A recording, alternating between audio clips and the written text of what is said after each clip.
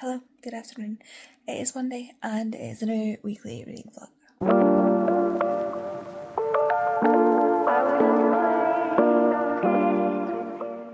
I don't know if in your version of this, like what you see, I look as bad as I feel, but if you saw the end of last week's vlog, you will know that today has already been the day from hell. Because I finished last week's vlog off this morning because I fell asleep last night when I should have been reading and vlogging. But it's fine because I needed to sleep, obviously. I didn't even plan to fall asleep, I just fell asleep. Like, I got myself comfy on my seat and just fell asleep. I only woke up 3 times after falling asleep on the chair because Hamish battered me. Once he jumped up on my legs and my feet and pulled my ankles down, which really hurt. And then he jumped up twice. The last time he just he jumped up, which woke me up. And then he stood on me as he was trying to get comfy. So then he settled down and I fell back asleep again. So I feel like I look how I feel.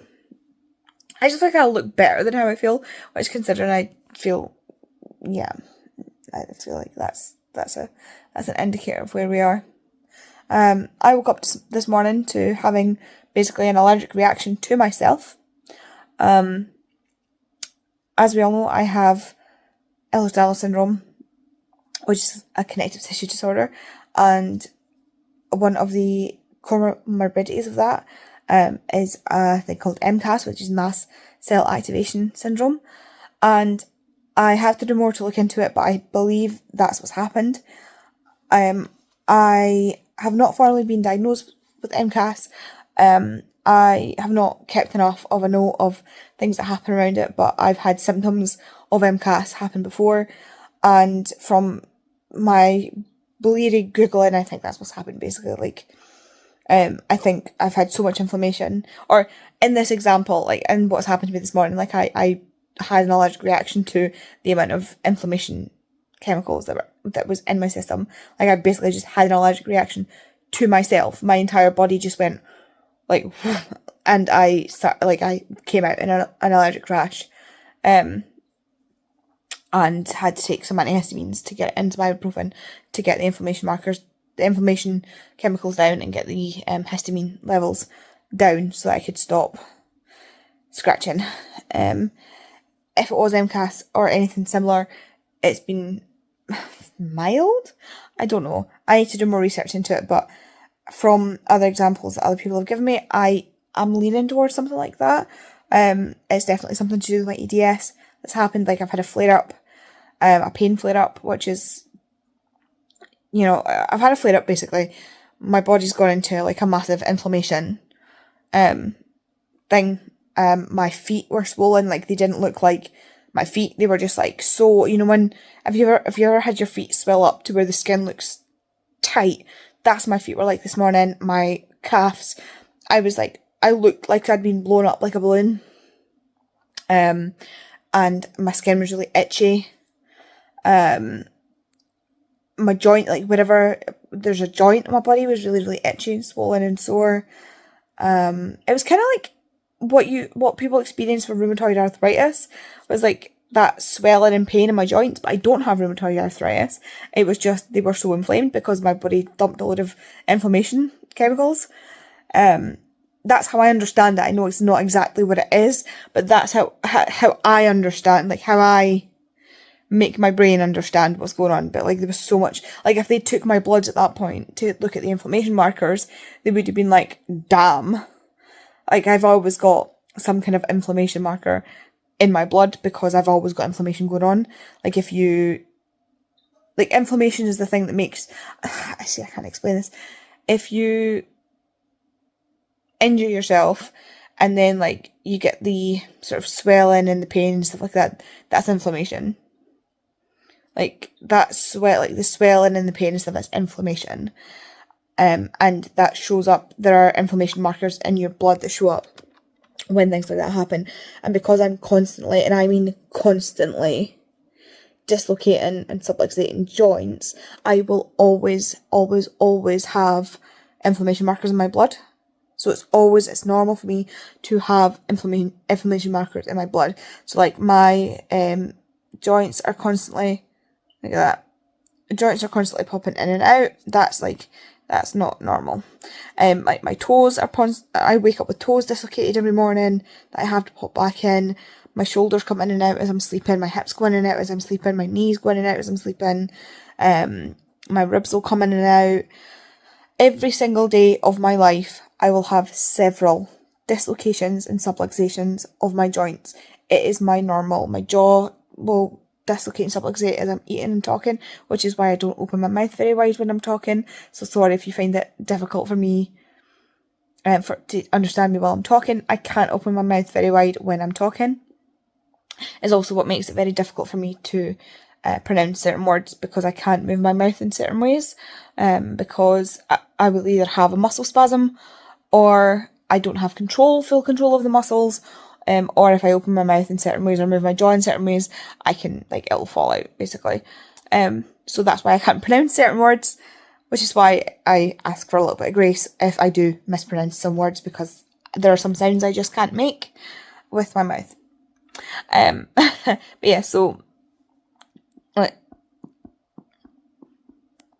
but doing that will cause inflammation. Yeah. So they're always inflammation, but this morning it was like unbelievable inflammation going on in my body. Like I was literally swollen. Luckily it wasn't like, I don't think my face was swollen this morning. I didn't really look that close, but like my hands were really swollen. I can always tell because obviously my ring gets really, really tight, really tight. I can tell. Everything was swollen. My joints were swollen and creaky. I really just wanted to curl up and sleep. My shoulders was what I'm just going to put it in here. I was having some issues this morning. And it was making me itchy. Have you ever had like an area that was swollen and itchy? Do you know when? I know the perfect example. Right. If you've not had tattoos, you know if you've ever had a tattoo when it gets to that stage where it's hot, or not as hot, but like where it's like that sort of hot itchy stage, that, but everywhere. Like from my toes to the top of my head this morning, that is what my entire skin was like. That's what it was like. So my body reacted that way. So I had some ibuprofen to reduce the inflammation because it's an anti-inflammatory. I had some antihistamines to reduce the histamine in my system that was giving me that itchy allergy response. And that seems to have helped a lot, thankfully. I'm not really meant to have ibuprofen or like non-steroidal anti-inflammatories because I have a bad reaction to them. It gives me a really upset stomach and stuff, but it was worth it. Like, it's worth taking them occasionally. But yeah, I'm just away to start editing my vlog from last week, and I have other stuff to do. Oh, my hand's so sore. I am in so much pain, I had so much fun this past week, but I'm in so much pain. And it's the kind of pain where I'm not in like the I want to cry sort of pain. I am in just like, this is what I imagine it feels like to be like hundreds of years old kind of pain. You know what I mean? You don't know what I mean. Like, I feel old and creaky and just like I want to like lie down and die. Like, it is my time. You know what I mean? Like, in movies when like the character's like thousands of years old and finally like lies down and like goes, like that kind of old and creaky, kind of like, you know what I mean? That sounded bad. Anyway, that's how I feel. But I'm gonna do some editing and get that done. And then I have other stuff that I need to get done. I'm so tired. I really need to shower. But I really don't want to put glasses on my I can't see properly. I need to shower. But I can't even hold I've got both hands on the camera. Maybe I'll put you back down here on my laptop. How's that? There we go. I'm struggling to even hold my hands up. Like, I was holding the camera here. I can't even, so like, the idea, that actually hurt already. The idea of like washing my hair. Maybe I'll just shave my hair off and wear a wig.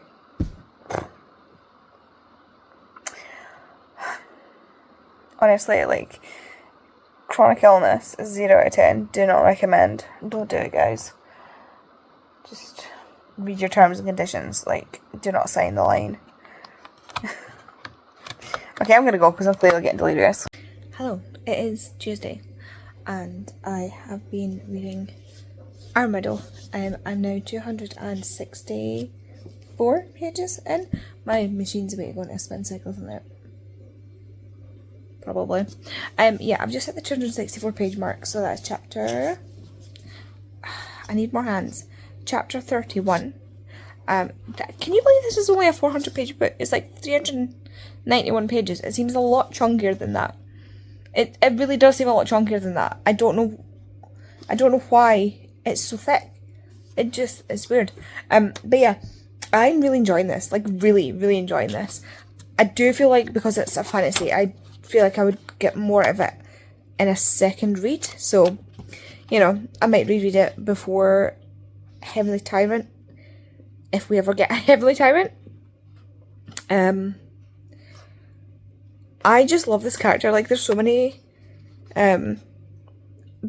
moments where she's like, she has like, that thing where it's like your two thoughts sort of thing. So you have your initial thought, like your first thought, which is the one that's kind of been drummed into you, and then your second thought, which is actually what you think, type of thing. And you should judge people and judge yourself on your second thought, not your first, because the first one's kind of like your knee-jerk, like your societal, what's kind of been like I say, like drummed into you, and often it's not actually what you think. So, like, for example, I may see someone wearing something and think, God, why is she wearing that? And then, like, that's my first thought. And then my second thought is, do you know what? If it makes her happy, like, who cares what it looks like? If she's happy, that's all that matters. Like, it doesn't actually, when I think of, like, when I actually engage with it, I don't actually care about what this person's wearing, because what does it matter to me? Like, it puts me up or down, you know? That, I don't feel like that was a good example, but you know what I mean. And she's just had one of those moments again where she's like, no, like, I can't do this because, like, what are people going to think? Like, this is terrible, blah, blah, blah. And then she's like, wait a minute. I don't care what people think. Meh. She just absolutely does not care. She's just like, I can't do this because XYZ. And then she's like, hold on a second, I don't care about X, Y, and Z. Fuck it, I'll do it. Like, it's so funny. What's that? Oh, somebody's getting a food delivery. Like a takeaway food delivery, not a Tesco food delivery or something. I had the most unpleasant morning this morning. So, around about 5:45 this morning, I'd started turning over I'd been lying on this side for ages and my ear was starting to hurt. So, like, I'd gone to turn over and I'd gotten, like, halfway over and I had, like, my arms outside the quilt. And I had that, you know when you get that sensation where you're like, oh my god, there's a spider on me. But then it turns out it's just your own hair and you're like, I'm a total numpty, and you just think you're stupid. Like, and there was just something about it, and I was like, I don't think that was my hair. So I grabbed my phone and I sat up and I put my light on my phone. Sure enough, there's just a spider sitting basically in my lap on the bed, just looking at me like I'm looking at it, it's looking at me, and we're just like... So obviously it, like, I don't know where it had come from, and it just walked across my arm. And I've, like, I hate spiders, like, I hate spiders, like, so I'm, like, just woken up, 5:45 in the morning, freaking out, like, about the spider, to, like, kill the spider. Kind of feel bad about it now. I do, I feel bad about it now, but, like, I just panicked in the moment, And like, I said to Kay, I was like, there's a spider on me. And she was like, And I was like, there's a spider on me. And she's like, what? He sat up. It's like, freaking out. Because, like, she hates spiders as well. And, like, I always, like the first time I said it, she always, like, she wasn't awake. And then the second time she actually, like, heard it. Both of us hate spiders. So, technically, she killed the spider. I was just in the process, like, I'd grabbed, like, I have a roll of toilet roll beside my bed because I just hadn't taken it downstairs from when I had COVID and I had to keep blowing my nose. So I'd, like, grabbed that and I was like, you just had the whole thing and I was like, try to squish it. But, like, it was, like, against my knee, which was covered in covers, like, duvet, and then, like, the toilet, everything was too squishy to squish it against. So it was, like, kind of half it. So by the time I'd actually, like, the first time I'd done it, I had to kill it because it was just torture. So, like, Kay eventually got it and I was just like, oh my god. And then part of me was like, I don't know if I can go back to sleep now. So I got up and, like, nipped into the toilet. Went back upstairs, took some painkillers because my hips really hurt. And I was just like... And then, of course, like, when I went back to sleep, I started dreaming about spiders and I was like... Great. But that spider was in my dream. But it was, like, our pet spider. For some reason. And I don't know, like, something about the dream made me feel like it forgave me from, like, the beyond. So... I felt a little bit better, but I still really feel guilty now about killing the spider. But like, one of my worst fears is like a spider being in my bed, and it's happened a few times. And I hate it every single time. I hate it. It's the worst thing. It's just, I don't know why. Like, just, if you just stay where I can't see you and don't touch me, we're good, right? That's all I ask of you. But you can't do that. They just can't. And yet, I rescued a bee today. I turned it into the bee lady today. There was this massive, and I mean this massive bee. Like, the biggest bee I have ever seen in my life. In my office today. And it was, like, at the window. And the windows are really, really tall. They go up to the roof, the ceiling. And, like, these are, like, big Georgian building. So it was really, really tall. And I was, like, it was down low. And I went to get a glass to, like, catch it and let it outside. And then while I was gone, I was like, wait there, I'm going to go get something to, like, catch you so I can let you outside. And I went away, and I came back, and I went up to the high windows, and I was like, what did I just say? I just told you to stay there. And I was like, get down here. Get down here. So I was like, trying to talk this bee down from the bloody windows. And eventually I caught it. And I, like, half blinded myself, because it was obviously at the window in the sun, because it's south facing window.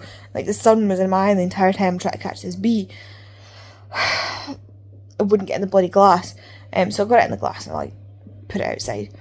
And then, like, there was another bee, and then it was, like, thumping, and I know it was another bee because it was, like, thumping on the window as I was trying to save this other bee. And then there was, like, it was, like, thumping on the window as I was, like, walking past it with this other bee. And then the bees continued to, like, thump on the window through my entire shift. And then I came home and I sat down, there was a bee at the window, like, my house window, like, thumping on the window. And I was like, what is going on with these bees today? Like, why? See, I'm the bee lady today. I like bees. Yeah. I like bees. Not spiders, bees. I can't with spiders. Don't know what it is about them. I can't.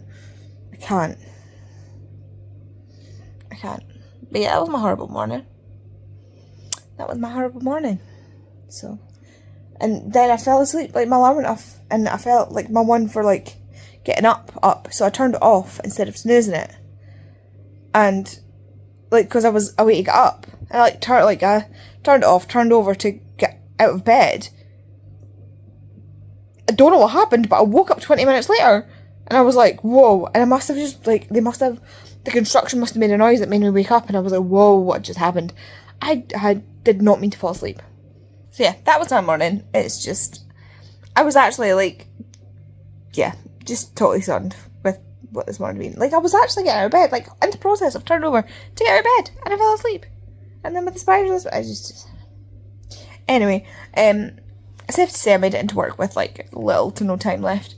And then finished my yesterday's to-do list off for work today. Came home, sorted out my car insurance. Totally forgot to go to the pharmacy, so I need to pick up my painkillers tomorrow instead. And yeah, I'm just reading Iron Riddle until sprints start. Sprints are starting at 7. Tori's run sprints, which doesn't matter to you because that'll be last week for you. And yeah, I've got some washing on. I've got so much washing has built up because I've been so physically like just bleh.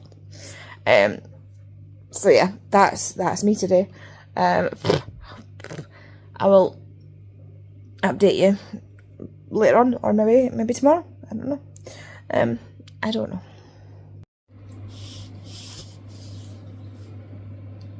Excuse me?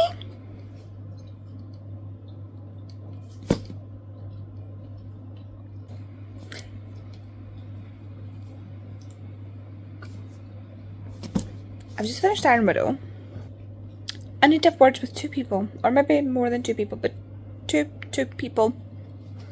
The first one is the author, because how dare you? The second is the publisher. Come here, come here. You give the author what they want to make this book happen. This second book, you give them what they want. You give them the edits. You give them the new editor. You give them what they want to get this book out, or so help me. That's all. That's all. That took a turn I was not expecting. That took several turns I was not expecting. But this is a heroine I can get behind. This is a character I can get behind. Like, yes. None of this moral, like, oh, should I do this? Should I not? Should I? No. You have wronged me. You have wronged other people. What am I going to do about it? Kill him. Excellent. No notes. Perfect. Thank you. Heroine I can get behind. She does everything. Like, see when I'm reading a book and I'm like, just kill him. Just do it. No remorse. She does it. I'm like, excellent. Excellent. Well done. So yeah, I'm going to need the publishers to get their heads out their ass and sort whatever's going on to get Heavenly Tyrant out, please. Because yeah, I'm gonna need the sequel, thanks. So that would be good. Anyway, my food's here, so I'm gonna go eat that before sprints are up. Hello, it's Thursday. No, it's Wednesday. I think it's Wednesday. I think it's Wednesday. I'm just waiting on Hamish coming back inside. He looked like he was coming back inside and then changed his mind. So he's still standing where I left him. Oh, he's doing something now. He's wandering off. But yeah, I am reading The Summer I Turned Pretty. I am now 120 something pages in. 112 pages in. Mixed up my numbers there. Are you coming in or? Oh. He's just standing. Wait a minute. I'll show you. There he is, standing in the garden. We've been cutting back a lot of stuff. Are you coming in? Here's the new. Oh, you can't see it properly. Wait a minute. The new gate over there. This whole needs to get sorted out still. Are you coming? Come on then. There we go. And he comes. Oh. Yes, I'm 112 pages in. There you go. Go on. And I am actually really enjoying it so far. It kind of gives a really recognisable feeling to what it's like to be a teenager and like a young teenager, if that makes sense. Like she's currently 15 and in the current timeline, and it's going back to like when she's 11, 12, 13, 14 and going to this summer house every summer, obviously going to this like beach house, every summer with her mum's childhood friend and her sons and then her brother So the main character's brother and her mum's friend's sons, and she has like a crush on both of them at different times. And this is kind of like the last summer really that they're going to be there together, because the oldest one is going to college next year, so is her brother. And this seems to be the year that the boys have really noticed that she's like a girl and not just, you know, Stephen's sister sort of thing. I know there's like the talk about how, or the conversation or the thoughts about how awkward and sort of, I don't know how she feels about when she sort of suddenly grows boobs, when she's younger, and how awkward it makes her feel in her own body. And I remember that feeling, like, I got like noticeable boobs and had to start wearing a bra when I was in primary 7, so like I was like 11, like 10, 11 years old, when I got like noticeable boobs, and had to start wearing like proper bras and stuff like that. And I, like, that was before a lot of the girls in my class got boobs, and even then, like, I still have bigger boobs than quite a lot of people around me, so it's that feeling of like, it almost others you, and it makes you feel like you grow up too fast. And oh no, I've ripped my gloves, that's really annoying.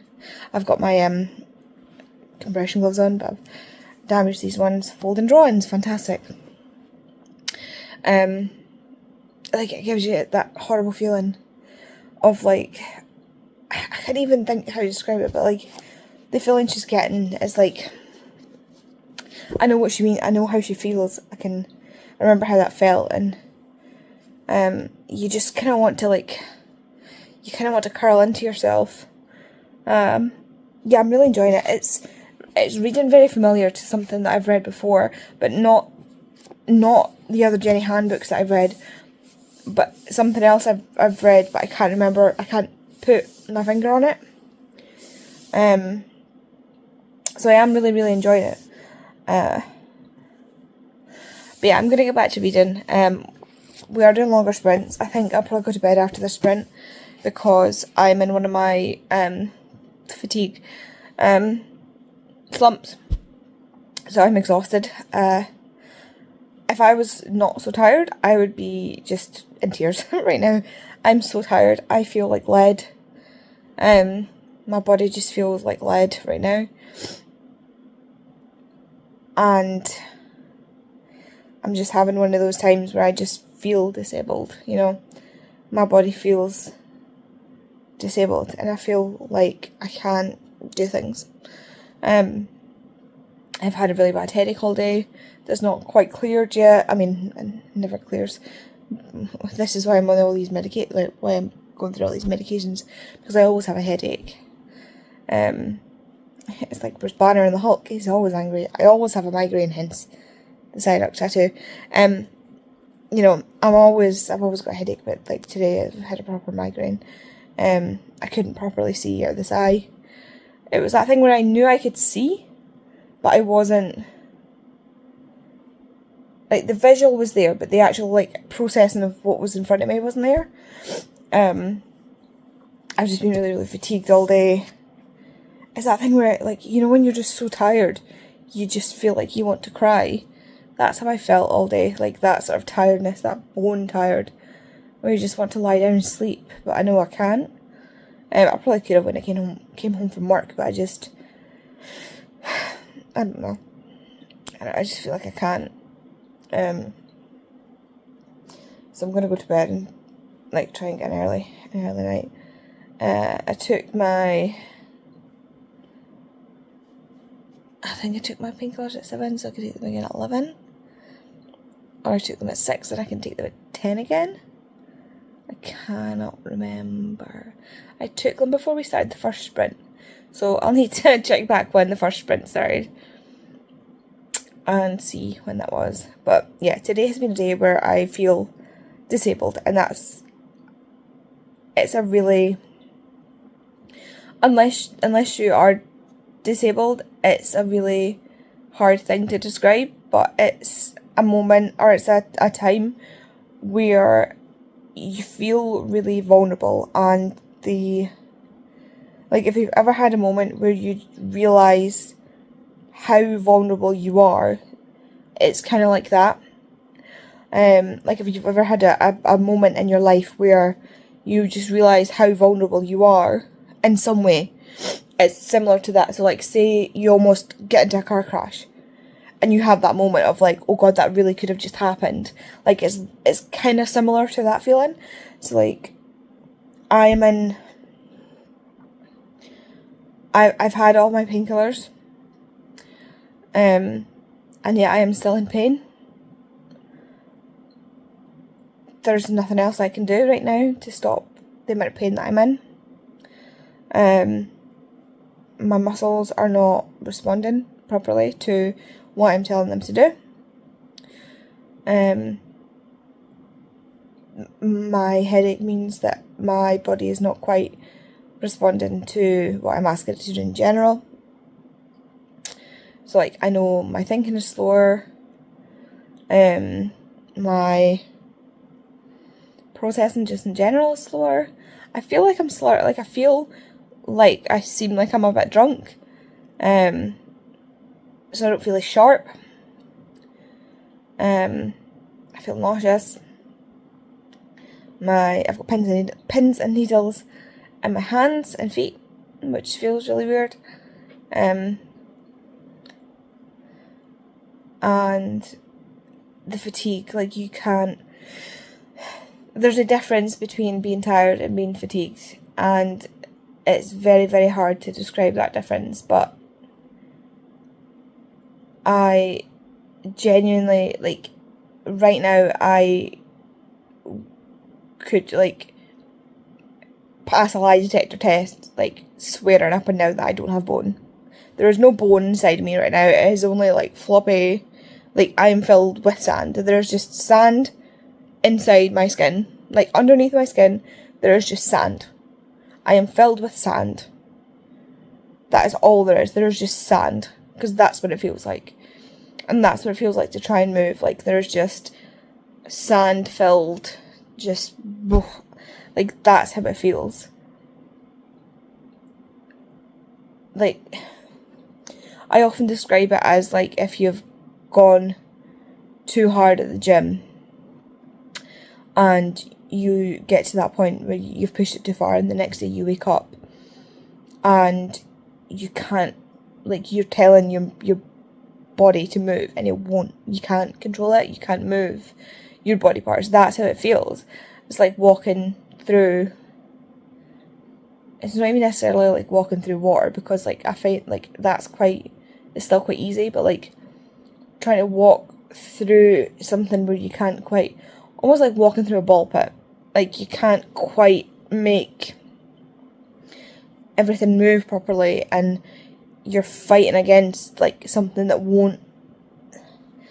You just can't move. I quite like when I'm reading things like the Martian, maybe not necessarily, because in the Martian they're under 0.4 g, but in other sci-fis where they're under a higher gravity than Earth, and they're saying about how our bodies are designed for 1 g, and they're maybe in a higher g. So for example, if you're on something that's spinning, so those things at the fairs and stuff where they put you in the cage thing and they spin it really, really fast and it pushes you back, or anything that spins really, really fast and it pushes you in, and you try and push forward, that sensation, but obviously not quite as extreme, but that sensation where you're trying to move but you're too heavy.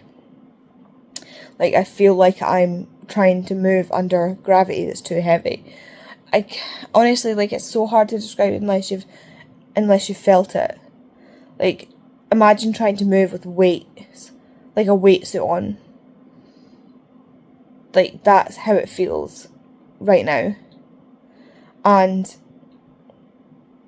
because of the way kind of society's set up and the way we're kind of conditioned and programmed, I kind of feel like I have to just put on a front and be like, no, everything's fine, I'm good, it's fine. Like, I have to get up and walk around and act normal and look as normal as I can. Whereas what I want to be doing is, like, be curled up in a ball. Maybe not even necessarily a ball, because that'd be quite sore. But, like, right now I feel so nauseous. And I don't even know, I keep saying I feel like I want to cry, but I also feel too numb to be able to cry. Like, this is, like I say, I just feel so disabled right now, and that feeling comes with the backlash feeling of just feeling so useless, and so, you just feel like, what's the point? Like, I can't do things that a normal person can do. I can't contribute in the way that a normal person can contribute. And I can't be ill in the way a normal person can be ill.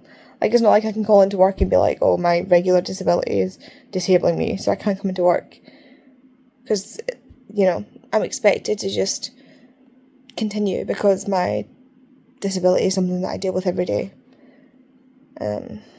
Although I've never called into work because of my disability, so I don't know. I did call in when I dislocated my hip and couldn't move my leg, but that's probably different.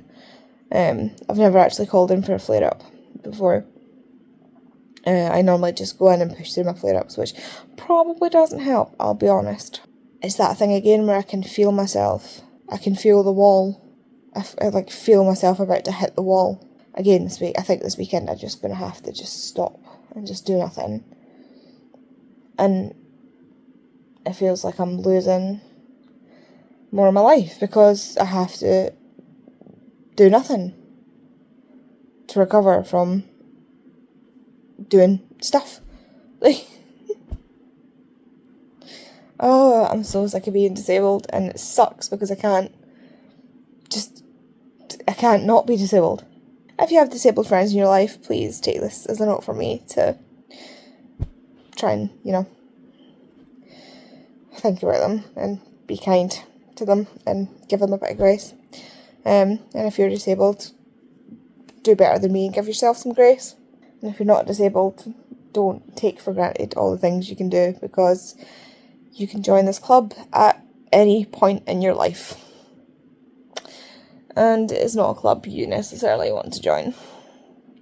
We have some cool accessories, but they are not worth the price. Both monetarily and metaphorically. Which is funny, because talking about it, I was actually saying to Kate today that I think the time is coming that I might actually need to start thinking about, like, getting a wheelchair. But unfortunately, I will need to get a electric wheelchair, because I can't move a wheelchair because my muscles are worth nothing and my shoulders can't hold themselves in for shit. So I would need to get, like, an electric wheelchair. And those things are spinny. Especially since I would need to get one that can fit in the car and would be lightweight enough for me to be able to break it up and get it in the car. So if anybody has an extra, like, £1,000 kicking about for me to get an electric wheelchair, you know, there are billionaires who could, like, solve everyone's problems thousands of times over, who hoard money. And then there's the rest of us who are just like, I can't even afford to live. But that's by the by. That's just a whole other conversation. But yeah, this got away from me. This whole conversation just got away from me. But yeah, basically, feeling like crap because I'm just feeling really disabled right now. And I hate it when I feel disabled because it makes me feel incapable. And I hate feeling incapable because I used to be really, like, I used to be the one that was, like, really pushing ahead and really, like, I was the one that did everything. Like, I was always the one that did everything. And I was really active. Worked, like, for example, I used to work in restaurants all my life, restaurants and bars. I used to love doing, like, dancing and cheerleading and gymnastics and stuff like that. and then my ADS got triggered, and by triggered I mean actually triggered, because it's a genetic condition that lives in your, that is like, it is in your DNA. Not for everybody. Like, if you have the genetic condition, it lays dormant in your genetics until it is triggered. And for some people that's at birth, for some people it can happen at any point in your life. For me that happened in 2017, and it might even been before that, 2016, 2017 it was triggered, and I got a virus, some kind of flu. That flu then triggered the genetic code that switched on my EDS, and here we are. There are other things that can do it. I am planning on doing an EDS series on my channel. I am. It's just going to be a lot of work, and mentally it's a lot to do, and obviously like just feeling like crap. So, but yeah, this is, again, we're getting away. This is a 20-minute clip, but one day I will do we're coming into like quarter 2 of the year, so hopefully I will get my finger out and actually do an EDS, because I know once I start it I'm going to really, really enjoy it, especially like the genetic side of it. It will probably get a bit too sciencey for people. I'll try and not go off on the science side of it, because if you do not know, I have a degree in forensic sciences with the specialisation in DNA analysis and genetics. That's the thing that I loved. That's the thing that I was going to go and do, was genetic analysis, in forensics, or potentially not in forensics, just genetics and in general. I love genetics. I love DNA analysis. I love DNA. It's my geeky thing. So yeah, like when it comes to the genetic side of EDS is probably where I'll like end up making a whole video on it and just like geek out. So yeah, I will make that series eventually. I just need to actually plan out, and I'm so bad at planning. Like, I need my friends to help me plan. Like, Vicky, you're really good at planning stuff. You're like excellent at planning stuff. Would you please help me? Or Bobby's also good at planning. Just like, maybe Tori, like, would you guys, I know Pia's very busy, like, anybody, but like, I know Vicky's very good at, and has time to do this stuff. Everybody else is very, very busy, and Vicky has more time. So yeah, I'm gonna go and actually read now, because I've spent 20 minutes talking to you, and you're probably like, Andy, I don't care about your disability. Although my channel does say, if you look at the little screen thing, the little like intro bit, it does say like books and disability. So I should be talking about my disability more, but it's trying to get over the sort of feeling of shame that comes with being disabled and talking about it, and giving you more of the reality of disability, because we're taught to like keep it under wraps a lot more, and not give you the reality of disability, because it's a lot of it's seen as being quite shameful. So yeah, I should be talking about it more, but it's also more difficult to pick up the camera when I am feeling unwell. Like like you are literally sitting on my knee, because I cannot lift my arm right now, and this angle is not flattering at all. Like, it's not, like, I've got several chins going on under here.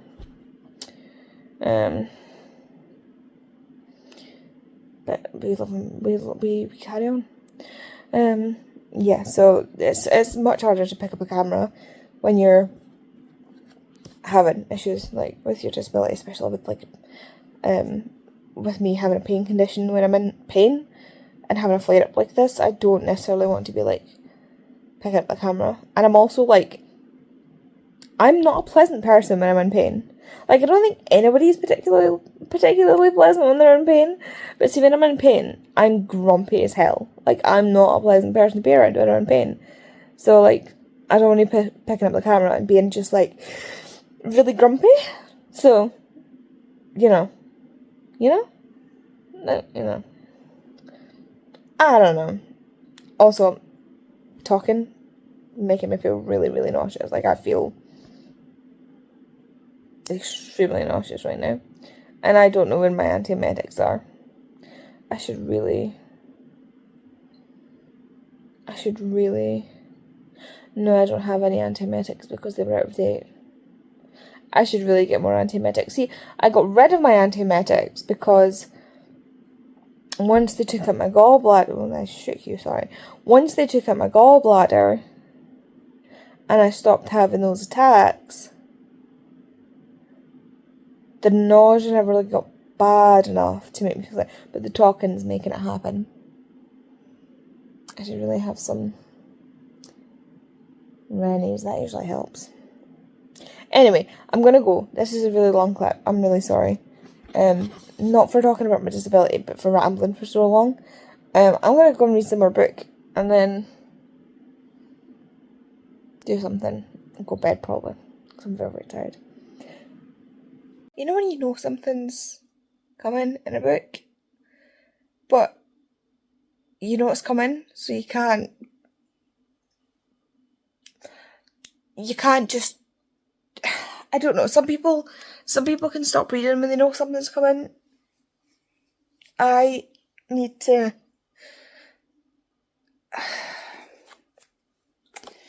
I kind of almost need to finish it just to get it out of the way, because otherwise I'm like, well, what if it doesn't happen? What if it's not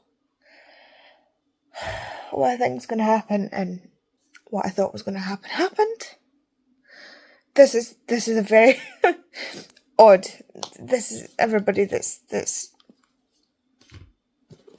I've just finished this American Pretty. This is a very odd reaction to a YA contemporary book, I'll give you that. It's although I feel like somewhat understandable. I will say, like, I'm gonna put my hand up for like potential spoilers.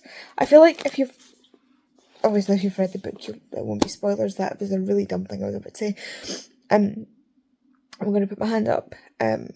So we'll discuss spoilers. I'm gonna put my hand down when I'm done.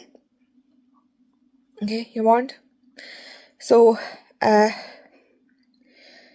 this, the friend's mum, the family friends, the mum that they go to the beach house with, turns out her cancer comes back, and that's why this summer is such a big deal.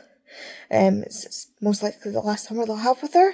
I've said it a few times, and talking about things like this a few times. I think it's over a year ago now, I lost a childhood friend to cancer. Like, she was 30 when she just turned 30 when she died from cancer, and hers was one that was like, she had cancer, she beat it, it came back, she beat it, it came back, it got her. And it kind of just, this was quite that's why this has kind of hit me a bit. So yeah, like that aspect of it, like, I kind of just had this feeling the whole way through. I was like, oh God.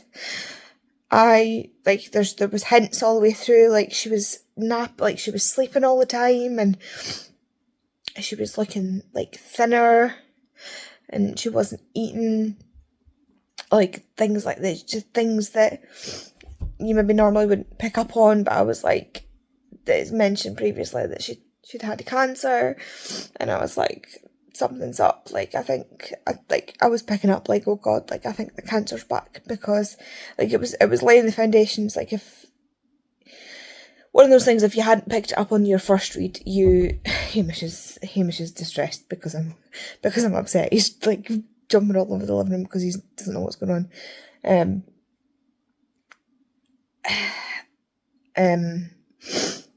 Yeah, if you hadn't picked it up at the first time, if you read it, figured out, like, obviously read the part where she has cancer, went back and read it again, you'd see all the bits where it's obvious that she has cancer. And I could see it all the way through, like, the hints that her cancer had come back. And I was just like, I could feel it. And I was like, that's partly why I wanted to finish it tonight, because I was like, I can't be thinking about this all night. I needed to get through it and just have it confirmed either way that the cancer had come back or not. Like, it could have been, because there was the thing where Belly, the main character, just thought that she was getting a divorce, like her and her husband were getting a divorce. She thought that was the problem. She never realised that the cancer had come back until she found out. So I was like, I need to find out if it's just that, and she's just like upset and that's why she's not eating, and she's just like, that's why she's acting funny, or if it is actually the cancer. But no, it was the cancer's come back and it was going to kill her. Like, that was it. That was all I saw her. So I had to get through it, because otherwise it would have been weighing on my mind. But no, that, like, so yeah, I finished it. I have had that emotional reaction to it. I think what I was, that's kind of more the spoiler thing. I've kind of explained that spoiler, but why my reaction has been like this. It is something very specific to me, why I've had that reaction. But tone-wise, I think what I was saying earlier about, like, it reminds me of something, but I can't quite place it. I think, I don't know if maybe it's given me the same sort of tone as, like, John Green's books. Maybe, if that's what it is. Hi, Hamish. Hamish is, I said in this spoiler, but I'll say it now. Hamish is pacing round the living room, and, like, he's quite, distressed at the moment because I'm upset and he doesn't understand why I'm upset, so he's like pacing around the living room and stuff because he doesn't know what to do. So yeah, it's fine. He's fine. He's just like doesn't know what to do, so he's like, yeah. Yeah. So like it's given me like maybe John Green-esque. That's maybe what I'm recognising. Anyway, that's another book read. That's book 8 of the readathon, Bookie of the week, I wish, book 8 of the month. I've got 3 left on my TBR, but yeah, I'm gonna go to bed now. Oh, that was something to end on. I don't know if I'll watch the TV show now, knowing what I know about the ending of the book, and the general, like, I might have to leave it a bit. I might ask Meg if, like, how that content is, because obviously I am still not dealing with that well, so yeah, I'm gonna go before I set myself off again, and I'm gonna go to bed because I'm very tired. I'm very tired, and I've been saying all day, like, I've been feeling really beepy, and obviously that's just, like, tipped me over the edge. I'm sore, I'm tired, and I need to go to bed, so I will speak to you tomorrow, where hopefully I can read something a little bit more fun. So I've got tomorrow to choose from. To choose from tomorrow, I've got The Trouble with Vampires, which is, what was his name? Santo's book. I have Stateless by Elizabeth Fine, which is about, it's like a murder mystery pilot, in the 30s. I don't know how I'm going to be about that. I love Elizabeth Fine. I don't like murder mysteries, so that's going to be interesting. I also have been having a really, really, really bad time with YA lately, and yet I loved The Summer I Turned Pretty.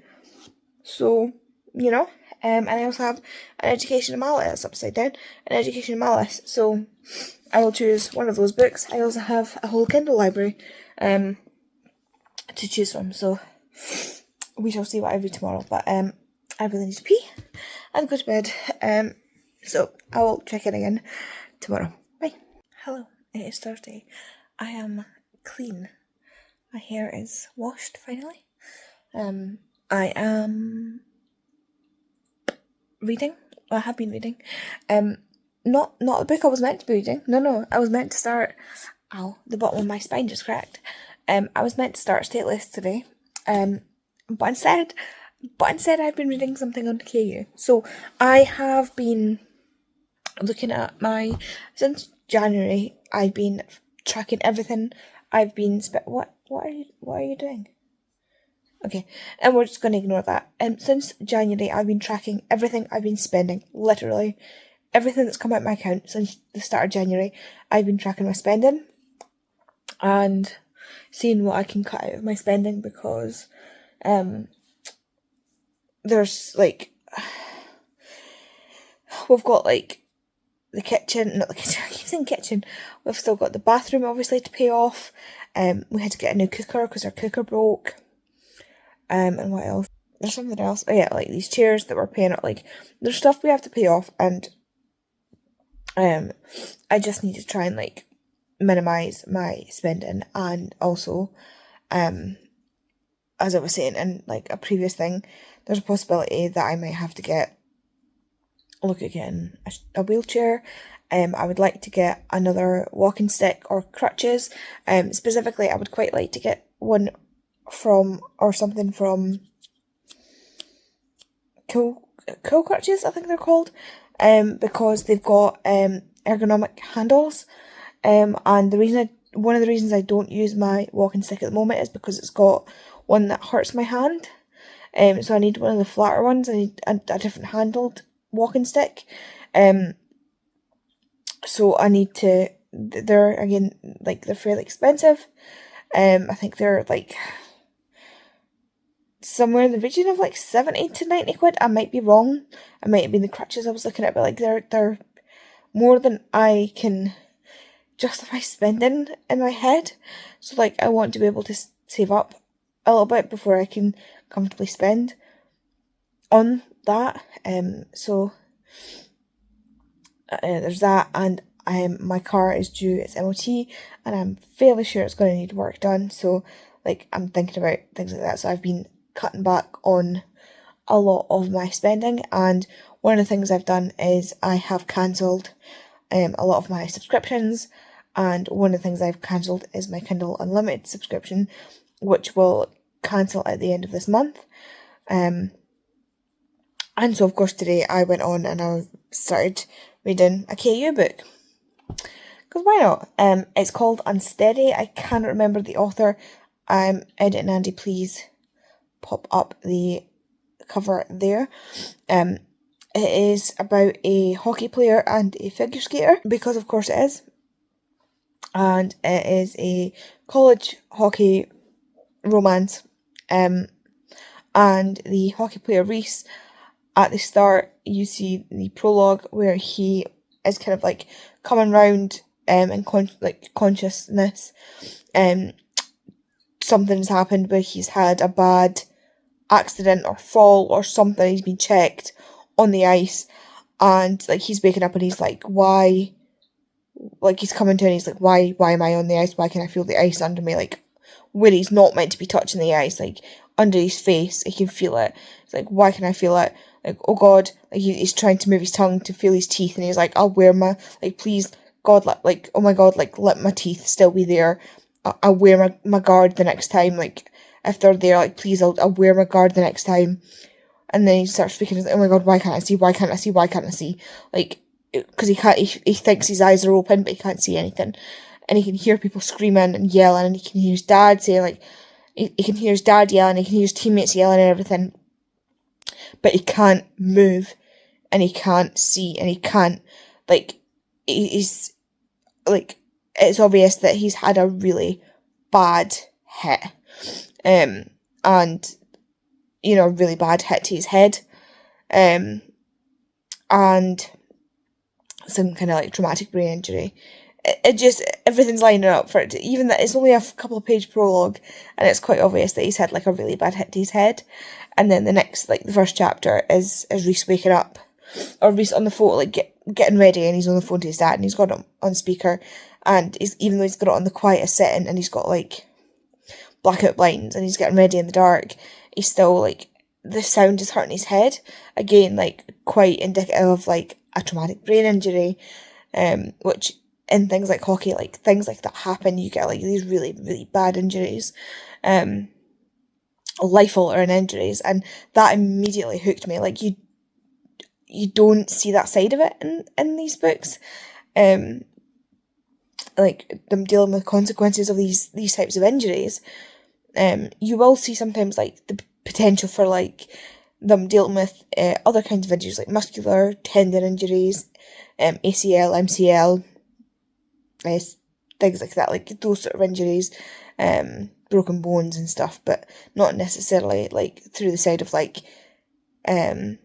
major, like, brain injuries and stuff. So he is then had this, like, major injury to his head injury, and he's getting ready and going to the rink to, like, volunteer to help with these kids, and he's just volunteering with this little kid with these little kids, and who are, like, learning to skate and stuff, and there's one kid that just, like, grabs onto him the whole time because he just cannot get his feet under him, and he's really, really cute. And then his sister, like, is just, like, totally not, like, he's, like, just totally not impressed by the fact that he's, like, this hotshot hockey player, and she's like, yeah, okay, whatever.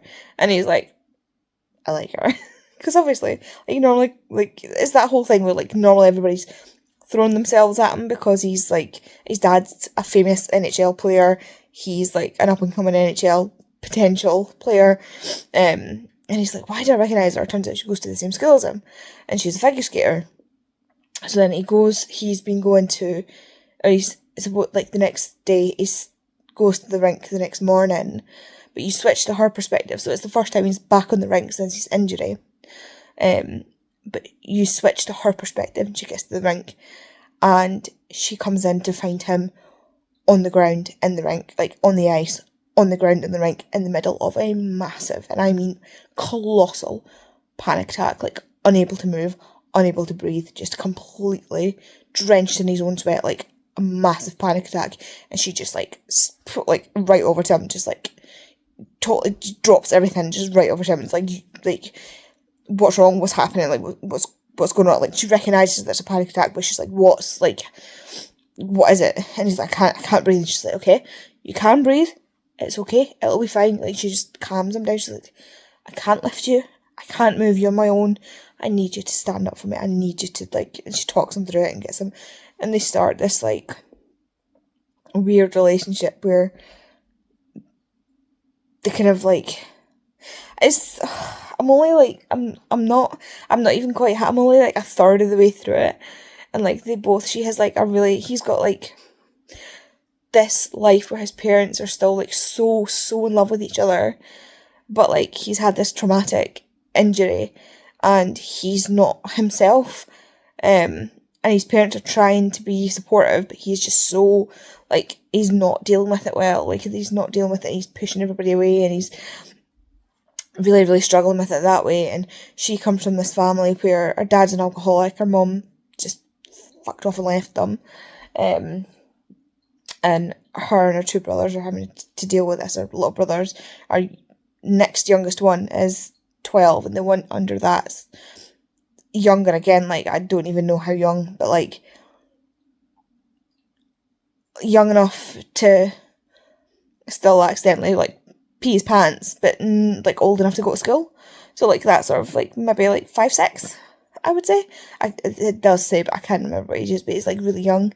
So he's, like, they're trying to, like, deal with this horrible situation. Like, her dad, like I say, her dad's an addict, he's an alcoholic, and he switches, like, that's horrible in itself. Like, addiction is a disease, it's something that needs to be treated properly with counselling and with doctors and medicine, which in America, you know, especially when you come from a poor household, like a household in poverty, he's sinking all of his money and the money she makes from her 3 jobs while trying to attend school and do all the figure skating. Any money that he can get a hold of before she can get it gets sunk into the alcohol, and then sometimes he'll be a violent drunk, sometimes when he doesn't get his alcohol he becomes violent, and then sometimes it just depends on how he is.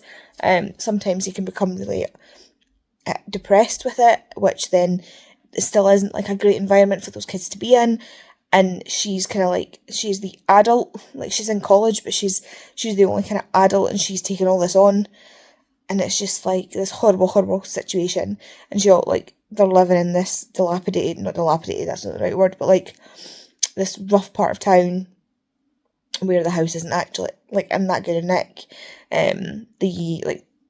That sort of it's sort of, if you've seen Step Up, that is that whole the two different houses type thing where one of them's well to do and the other one's from the wrong side of the tracks sort of thing, where it's the chain link fences and the overgrown lawns and the little houses with all the people, the house that's too small really for all the people that are in it, whereas you've got the family with one child that's got this big McMansion, you know what I mean, that sort of idea set up, and it's that thing. And he's just the funny thing is she's quite resentful of him for being rich, and he's just his family are the kind of rich people or they seem to be the kind of rich people where they're just nice as well. They're just the thing he was volunteering with is a scholarship thing where the kids get scholarships through skating that his dad works with and set up, because his dad's a hockey player. His mum is an architect, but she also works with a load of charities, and her car broke down. Not his mum, the Sadie, the other character. Her car broke down, and he was knocked on her window, and she's like, "What, are you gonna help me? You're gonna offer me help?" And he was like, "I mean, yeah, if you want help, I'll help you if you want help." And she's like, "Well, yeah." And he's like, "Okay." Sure, that's not why. Yeah, sure, I'll take you wherever you need to go. And then, he gets her car fixed and, dropped off at the house. And just never, doesn't even doesn't mention it. Doesn't bring it up again. And she's like, "Oh, by the way, thanks for my car." And he's like, "Oh, right, yeah, no problem." He's not, holding it over her. He just, to him, that was the logical step. Your car needed sorted, so I fixed it. He's just a kind person. And he's such a cinnamon roll, but he's got this, horrible darkness inside of him that, the anxiety and the depression that this accident has caused, and the way it's been described, I feel the author has experience with traumatic brain injuries, because she's, I think it's a she, I don't even know, I can't remember the author's name, I know nothing about the author, I'm just assuming it's a woman, because a lot of the hockey romances are written by women, but the author has described it really, really well, from what I understand, from what I know about traumatic brain injuries, the way it changes your personalities, and the way she's describing the severe mental toll that it's taken on the character. He says, he keeps saying he doesn't feel like himself, he feels numb, and he feels hollow, and he feels empty, and I've felt that before. That's part of the reason I came off of my anti-anxiety medication, because I felt numb. I felt like I wasn't a person, I was just going through the motions, and I wasn't connecting with any emotion. I was again, just going through the motions. I would laugh when I knew I should laugh. I would, I was doing the appropriate actions for whatever was happening, but there was no actual connection there. And that's when I was my brain was kind of this seems wrong. There was no, when something good happened, I didn't feel happy. When something horrible happened, I didn't feel sad. Like, there was no... It was just like, I could have just been a robot. That's how I felt, and that's how he felt. Like, you just, that numbness, that emptiness, that hollowness that you feel, and that there's also that thing in the back of your mind where you're trying to find that connection, and you're aware that you're missing something, and that's what he's going through right now. And when he's spending time with her, he's finding that glimmer, he's finding that little spark of who he used to be, and that's why he's becoming sort of like attached. That's why he wants to spend more time with her, because he thinks that she's bringing out that spark in him, that finding him, like she's bringing out that feeling of finding him again. But it's also like pointed out as well that he's been working with a therapist and things like that, and meeting her has also happened alongside like other things. So like he also met her when he got back on the ice, when his season restarted, when he started talking to his friends again, when he went back to school, when he started with the volunteering thing. Like, there are other things that are happening, but she has currently become his sort of like, his sort of safe space, because she's new, like, she didn't know him before, so she has no expectations. Like, his mum and his dad and his friends are like, well, where's the old you?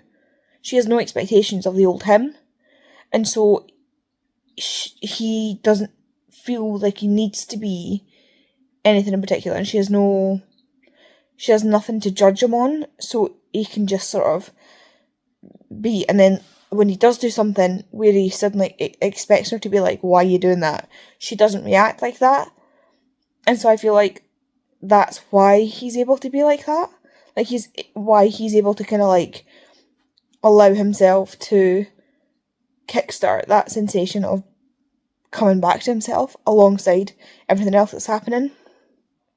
It's just the hockey romance, Andy. You're thinking too much into it. But this is why I love a lot of romance books, because they actually do sometimes go a lot deeper into things, and this is one of those ones where I think it is going a lot deeper into things. I would love to, I need to look up the author, see if they've got a background in sort of sociology, psychology, things like that, medicine. Like, they are really doing a good job on the background of traumatic brain injury and the way it changes your personality and things like that. It really, really does, like, the way the brain functions and the way that your personality can change through things. Even think, like, the way you are when you've got, like, a migraine. Have you ever had a migraine? You know that you can't function properly. It's like,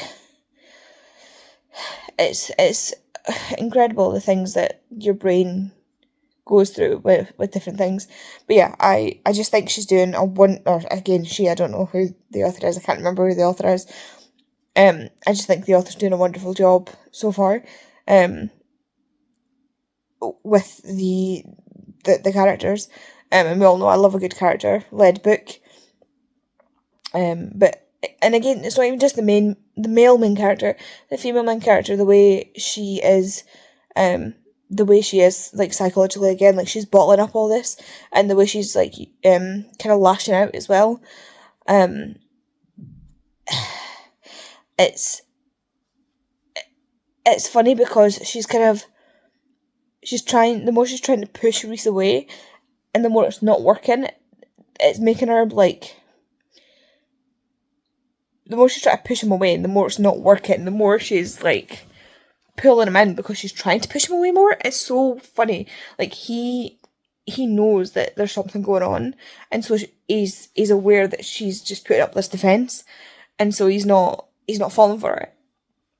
And because he's so addicted to her presence, because it's soothing his pain, he's not letting her, like, defensiveness put him off, because she's not saying, like, she's not outright saying, like, stay away from it, like, she's not saying no, she's not, like, pushing him away in a way that he's, like, she's not putting a boundary up, or, like, she's not setting a boundary or anything. What she's doing is she's being snarky, and she's being nasty, and she's being mean, and, like, in a way that it's obvious that she's just trying to irritate him or like get a rise out of him, and he's not giving her that. And then when he's not giving her that, she's like, "You're weird. Why are you not reacting how people normally react and getting mad at me and like pushing me away?" Like, that's what she's doing. She's trying to get him to push her away, and then when he's not doing that, she's like, "I am suspicious." And he's like, it's just not the kind of person I am. You know, and again, because he doesn't know her, he doesn't have this preconceived notion of her that everybody else seems to have. Like, other people are like, "Oh yeah, she's just that," like, everybody thinks she's just a slut. And he's like, "Don't care." Like, one guy's like, "Oh yeah, she just plays games," and he's like, "Okay, then she can play games with me. Bugger off." And the guy like storms off in a shop, and he's like, I don't care. Like, I don't care. You've been upfront with me and said you do not want a relationship, that you only want sex. I am happy with that. Like, you've been like, I don't understand how people have this idea that you play games when you're very open with the fact that this is what you want. Like, what? How is this? Like, how is this not understandable? And she's like, "Why do you understand this?" And he's like, "Because it's pretty fucking simple." Like, what part of this is not understandable? She's like, "You're weird." Yeah. And then he doesn't get mad at her for, exactly what she said. It's just,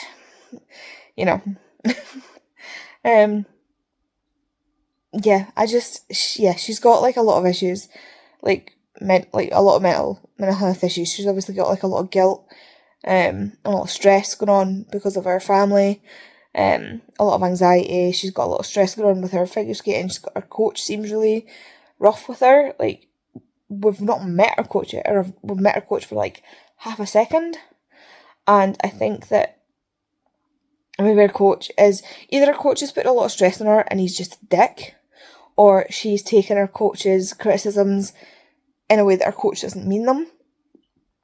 Because like another coach was, like, her coach wasn't there, and another coach had taken over the training, and whenever they were complimenting her, they were like, "Oh, they're obviously stupid, because my coach would be telling me to do it again until I got it perfect. So obviously their compliments are just total rubbish, and I'm doing it wrong, and this is just a wasted practice."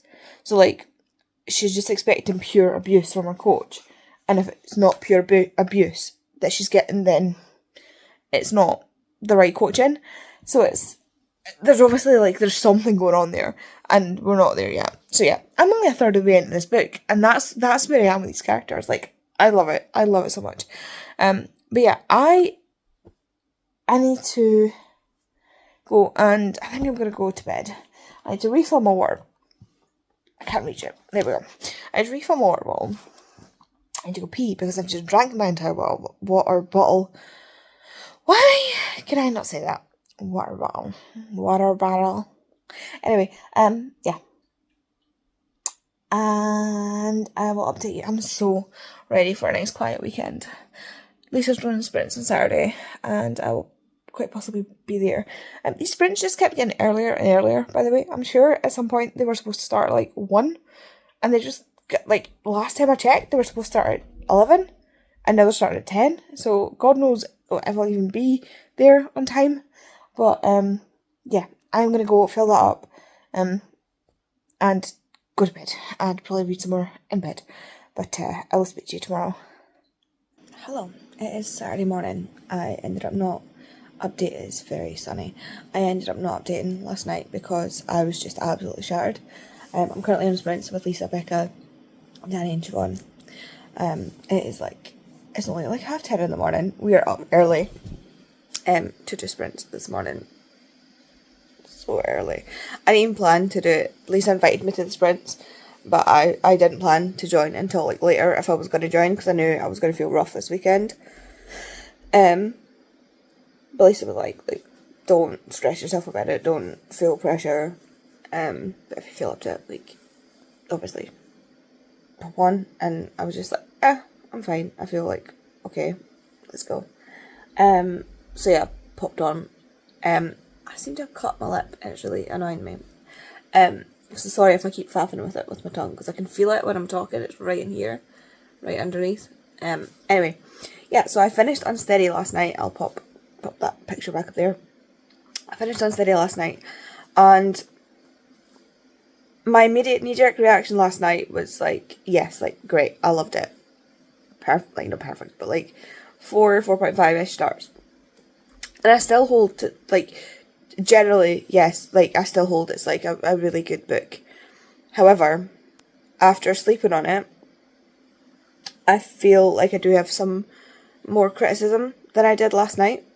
So, everything I said about the start of the book, still the same. The way she dealt with the mental health side of it, the way, and it is a female author. I read the author bio. I've read the author bio. So yeah, she dealt with the mental health aspect of it beautifully. She dealt with the head injury, the traumatic brain injury side of it beautifully. But then we got to a certain point, and it was like she realised she'd put all these different things, like she'd started all these different threads, and she had to tie off these threads and didn't have enough time. And the end of the book was so rushed and so sloppily tied together that I was just like, what? Like, it wasn't the main point, the main romance with the characters, totally fine. She kept that going quite well. But the thing, so there was problems. There will be sort of minor spoilers in here, so feel free to skip if you want. But I'll try not to get specific. So there was an issue with the player that checked our main character. That was wrapped up. That didn't get really wrapped up well. That just got sort of left kind of, I feel, unresolved, or not unresolved, but like resolved, but not resolved. There was an issue with the figure skating coach that got left kind of like unresolved. Like, then there was the issue with Sadie's dad got left, like it all got wrapped up, but it got wrapped up off page, where a lot of it had been dealt with on page, and then suddenly it got fixed off page, and that doesn't wrap up well for me. And then there was this weird sideswipe thing that came in with Reese's parents and Sadie. So Sadie was like having this whole meltdown about not feeling good enough, and Reese's mum was like, look, when I first met his dad, I was a mess. I felt like I wasn't good enough. Like, I was 30 and I was pregnant, and I was, I met this 24-year-old hockey god who was just starting his career, and he didn't care. He didn't care that I wasn't good enough for him, because to him, he loved me and that was it. Like, that was all that mattered. And I was like, what do you mean pregnant? As far as we're aware, Reese is an only child.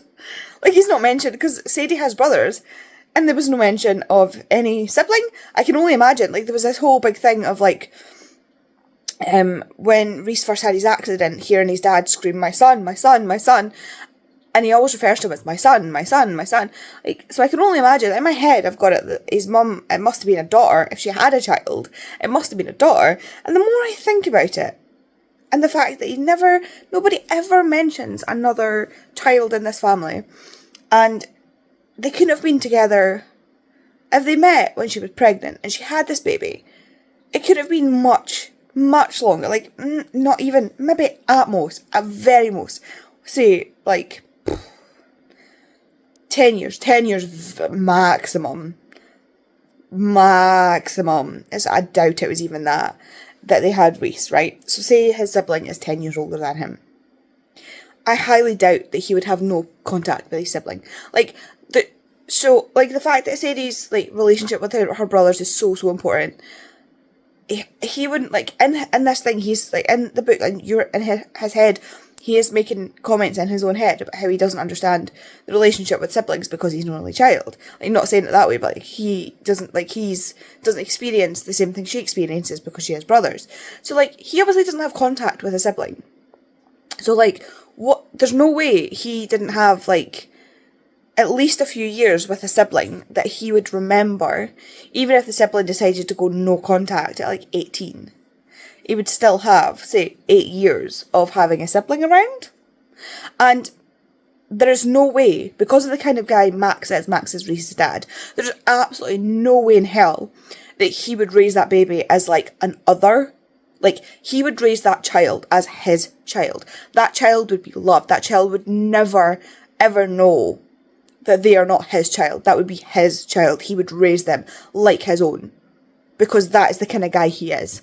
Like, he would never be like, that's not my child. Like, he would be like, I love you, you're my child, it does not matter where you come from. Because that, like, you see through the entire book that that's the kind of man that he is.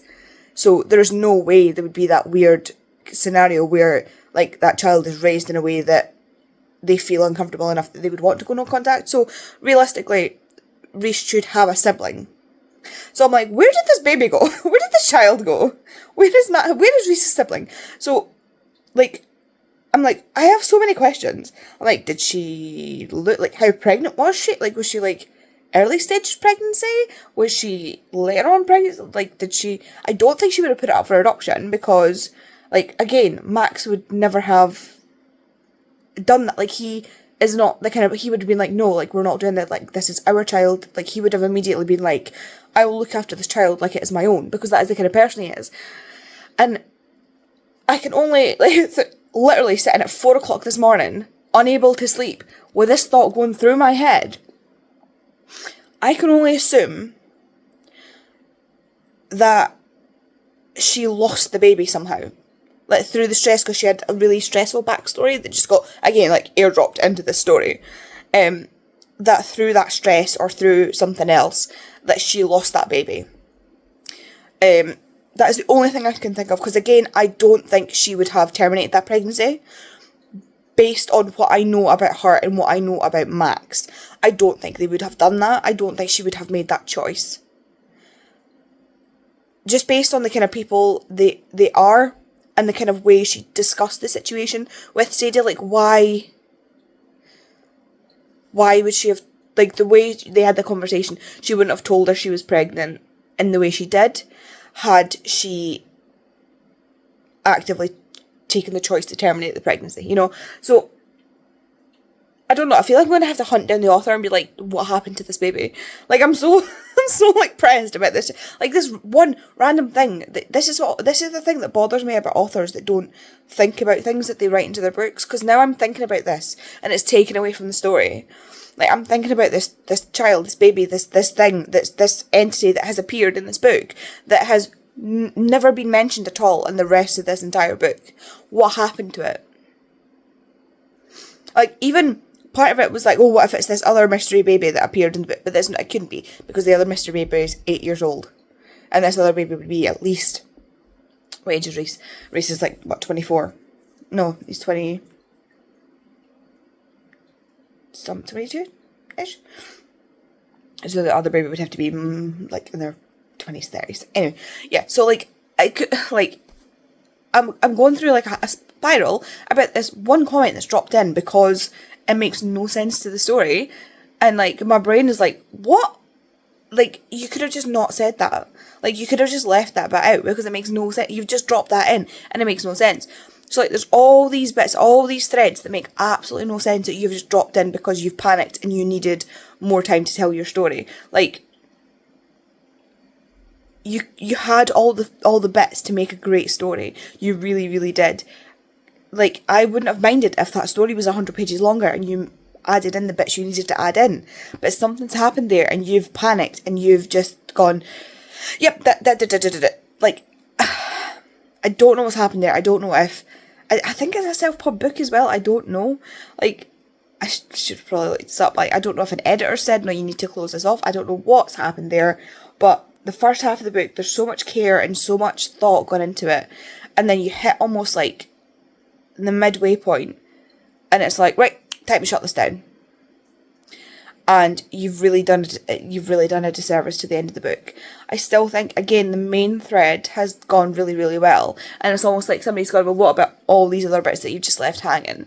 And you've got, oh yeah, like, and you've just like, what, like, I need to know more about Kane. Who is this girl? Like, you've left, like, there's a whole bit where, like, Rhys overhears Kane talking about, like, oh, I can't go to this place because of her. And then there's this, like, footage of Kane seeing this girl behind the plexiglass and freaking out. What happened there? Tell me what happened there. I want to know what happened there. Is there going to be another book with Kane? So we find out what happened there? What, don't... This is not a mystery thriller. Tell me what happened. Like, there's so many threads that are so... Just not...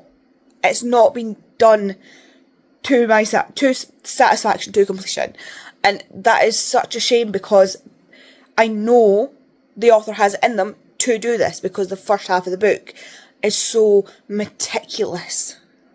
So I don't know what's happened, but the last bit of the book is rushed, in my opinion, and that is a shame, because otherwise it would have been an absolutely perfect book, and I mean, like, incredibly perfect, because the way the author dealt with the traumatic brain injury and anxiety and stress, and the way that people lash out when they're stressed, and like, it's like I've never seen mental health dealt with like that, and it's so aware, like, the characters are so aware of the way their minds work, or the way, like, because Rhys has been in therapy for so long, he understands the way her mind is working when she's lashing out to try and distance herself from it, or try and force him to distance himself. So, like, she panics, so she lashes out, thinking this works, this normally works, like, I'll lash out, people will be like, oh well, you're a bitch, and they'll distance themselves from her so she doesn't have to do it. And he's like, oh no, I know this trick. I know exactly what you're doing. So I'm going to let you say what you want to say, and I'm not going to take it personally. Like, I know you don't mean it. I know you're just saying it to hurt me. And I'm going to let you get it out of your system, and I'm going to allow you to say it. I'm going to not take it to heart. I'm going to know that you're saying that out of fear and anger and frustration, and I know that you don't actually mean it, that you're just saying it because you know it normally works. And then once you're done and you feel like guilt, I'm going to let you know that I'm still here. And I'm going to tell you that I know that you didn't actually mean that, and that I'm not going to forgive you, because there's nothing to forgive, because I know that wasn't actually, like, you know what I mean? Like, it wasn't, she said it as a tool, not as something she actually thinks, so he doesn't take it as her actually saying it to him. She's just venting her frustration. So I don't know, it's the way he does it, it works so well. Like, I've had that, I've been that person, and I've been on the other side of that, like, that way where you lash out without thinking, or, like, you say things without thinking, and you can totally ruin relationships, be it with someone you're dating, or someone, like a family member, or a friend. You say things without thinking, because the toxicity just comes out of you, because of your mental illness, and it's not something you want to say, it's not something that you believe, but you know it's something that will be effective, you know it's something that will hurt them, or something that will usually hurt someone, and then because it hurts them, they then walk away from you. But to have someone who's like, I know exactly what you're doing, it's not going to work, and I know that you don't actually mean that, so I'm not going to hold it against you. It's seriously, like, the two characters are written so well, and the two characters, their, like, through line throughout the story is written so well. It's just the things surrounding it, like I said, kind of got just sort of messed about along the way, and that's a real shame. But yeah, some of it just got resolved a bit too quickly, and like, I again, off page in a way that just didn't really work for me. Yeah, anyway, I think I might pick up an Education of Malice next. I was supposed to pick up Stateless, but I think I might pick up an Education of Malice next. But we shall see. I've still got some KU stuff that I might pick up before my KU runs out on the 31st, so we shall see. I just wanted to show you this. I hope I can sneak up on him without him moving. Look at his little feet. Look at his little feet and his little belly. He's just chilling. He's chilling on the couch. He's got his little feet up. He's got his little head thrown back. Just relaxing on the couch. He's so cute. He's so cute. I just had to show you. He's so cute. Good evening. It is Saturday. I was on sprints earlier and it didn't read a thing. In the 7-8 hours that we were on sprints, except in the last sprint. And I picked up Stateless by Elizabeth Vine. This is a young adult book by her. I think it's her first young adult. Well, would her other ones be young adult? I don't know if her other ones would count as young adult. I just class them as historical fiction. This is a bit more young adult, like her characters in this are younger. So our main character here is 18, 19. And she is flying in a competition. It's a race in 1937 throughout Europe. I'll show you the map actually. And it's a flying race. They're flying biplanes. These are not bisexual planes, they are biplanes. So biplanes are these kind of planes where they have two sets of wings. So instead of just like the ones you'd expect where it has like a wing each side, it has a top set of wings and a bottom set of wings. So these types of planes. And it's for like it's supposed to be to garner peace in Europe. So obviously there's a war happening, there's civil war in Spain happening. So they've got, so here's the map that shows the route. So they start off in England, and then they go to Brussels, and then they're going to, where are they going next? Geneva, and then Venice, then to Prague, then to Hamburg, then to Amsterdam, and then they finish up in Paris. So that is the route that they're going.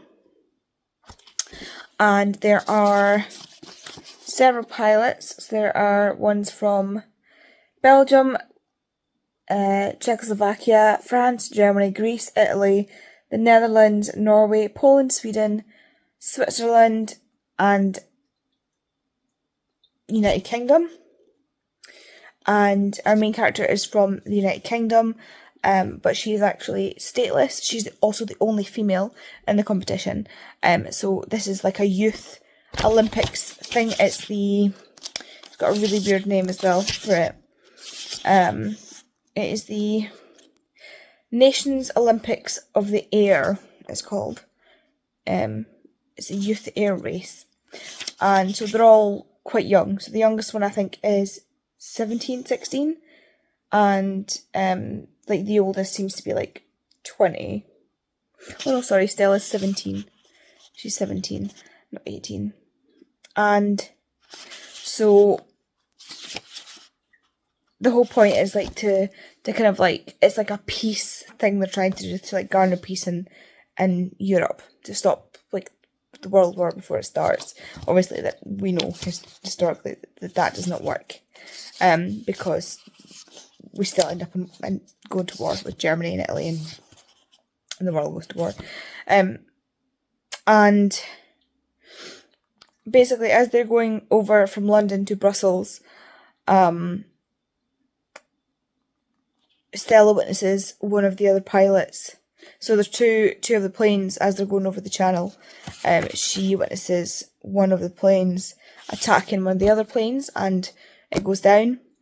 And then when she lands, she realizes that she doesn't know, she can't tell which of the planes it was because she was too far away. She just realizes that, somebody has purposely killed another pilot. And she doesn't really know who. She needs to wait till everybody lands to find out who it was, because they're staggered. Like, they leave staggered so they don't have accidents in the air. Because these planes they're not fast planes, they're not like fighter jets or anything, they're just little biplanes. And so she has to wait to see who's missing, and the only one who's missing is the Italian pilot, but he also went off in the wrong direction, so she can't be 100% sure that it's one of their planes that's gone missing. But he's gone off in the wrong. He literally, as he flew off, they all watched them go in the totally wrong direction. Like, he darted off in the wrong direction. They're all like, and one of the chaperones went off, like, to go and try and get them to go in the right direction, but they have no radios or anything like that. So they, at this point in time, don't know where he is. They've not found the wreckage yet. Like, she's told them about it, but she told them that she saw an accident. Like, she just saw the plane go down and go into the water. She didn't tell them she saw it purposely happen. And so she is kind of trying to figure out who has done this. She knows there are some pilots that it couldn't have been, because she knows, because they were staggered, there was people who were, like, already landed by the time she saw this. People who landed too soon after it happened to have possibly been the person that did it. People who were too far behind her for it to have been them. So there's like a few people that it could have been. And so she's kind of like trying to figure out what's going on. And at the same time, she's suspicious of, like, everybody. She's like, I mean, the world is about to be at war, and like, even one of the pilots is a Luftwaffe pilot. He's literally, like, he's a Nazi, but one of the other ones is he's flying for France, but he lives in Spain, and he's just like escaped from Spain, and currently Spain is in kind of civil war at the same time, and she is very suspicious of him as well because of the way he's acting. Also, she is, as I said, she's stateless. That's the whole point of the book. She is actually Russian. Her family is Russian. And she is part of the bourgeoisie. Her family were aristocratic Russians. And pre-World War II is not a good point to be aristocratic in Russia. Her parents were killed, and before that, they were sort of thrown out of their home onto the streets, and with her as a baby, and eventually they were killed for being aristocrats and nothing else, just for being part of the nobility. And her aunt and uncle managed to escape with her to England, and so she has a passport that says that basically she has no home. She has no, like, she's not an English citizen, she is not a Russian citizen. Like, the Bolsheviks will not allow her to be a Russian citizen, but England will not allow her to be a British citizen, because they say it that she is Russian, the Russians say it that she will not be Russian because she is part of the noble classes. It was a whole mess back then. And that sort of standing, which is funny because it's actually illegal now to make someone stateless, which is the whole part of the whole legal case that was going on recently with I'm really bad with names. I can't remember the girl's name, but the one that she left when she was a child to become a bride. I believe it was for ISIS, the terror group in the Middle East, and now she has come back to England, and basically the government don't want to let her back in. They're saying that, like, we're not responsible for her, and basically saying, like, she left of her own accord, and they will no longer keep her as a citizen. Whereas the International Court of Human Rights is saying that you legally cannot just, like, strip someone of their citizenship without them having a citizenship of another country. Like, legally, international law dictates that you cannot leave someone stateless. You cannot leave someone citizenshipless. Like, she doesn't have dual citizenship, so she can't. Like, this is the kind of thing. This is the reason why things like this exist. Like, someone has to be legally a citizen of a country so that there is someone that someone is responsible for them. And frankly, the way I see it, like, you know, it is a country's responsibility, it's a government's responsibility to look after their citizens, and making someone stateless is a way to shirk that responsibility. That is what the Russians are trying to do with the nobles. They are trying to, they're refuting their claim to these people because they dislike the noble classes and they don't want them, basically, so they're trying to kick them out of the country. And basically they're trying to kill them all. That's what they tried to do with the nobles. They tried to get rid of them all by killing them. And if they couldn't, they tried to chase them out of the country. And they didn't really care about what happened to them, which is what happened to her family. But when they fled to other countries as refugees, and the other countries were like, well, you're not really our problem, but since you've got money, we will allow you to stay here, but we're not going to, like, you're staying here, like, that is, like, you've got money and you can stay here, but you're not our problem. And then obviously, like, post, I don't know when it was brought into law, but international law states that you can no longer leave someone stateless, which is funny because that's also part of the, I think the film's called The Terminal. Is it Tom Hanks, I think it was, that's in it, where the country goes to war, and then the guy's in the terminal, I think in America, like I can't remember where, in New York or something, in the airport, and his country goes to war, and something happens, the government fails, goes to civil war, and the government collapses, and the country no longer exists, and so his passport is no longer valid, and he is stateless, and so he cannot be let out of the airport because he can't be let into America without a valid passport, but he also can't be taken back to his country because his country doesn't exist. So he's stuck in the airport in this sort of no man's land until it can be resolved. And so he's stuck in this terminal indefinitely until this can be resolved.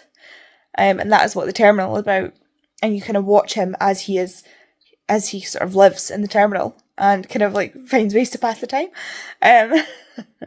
That is like one of those exception things because, well, that wouldn't happen nowadays. They would have to find a way to help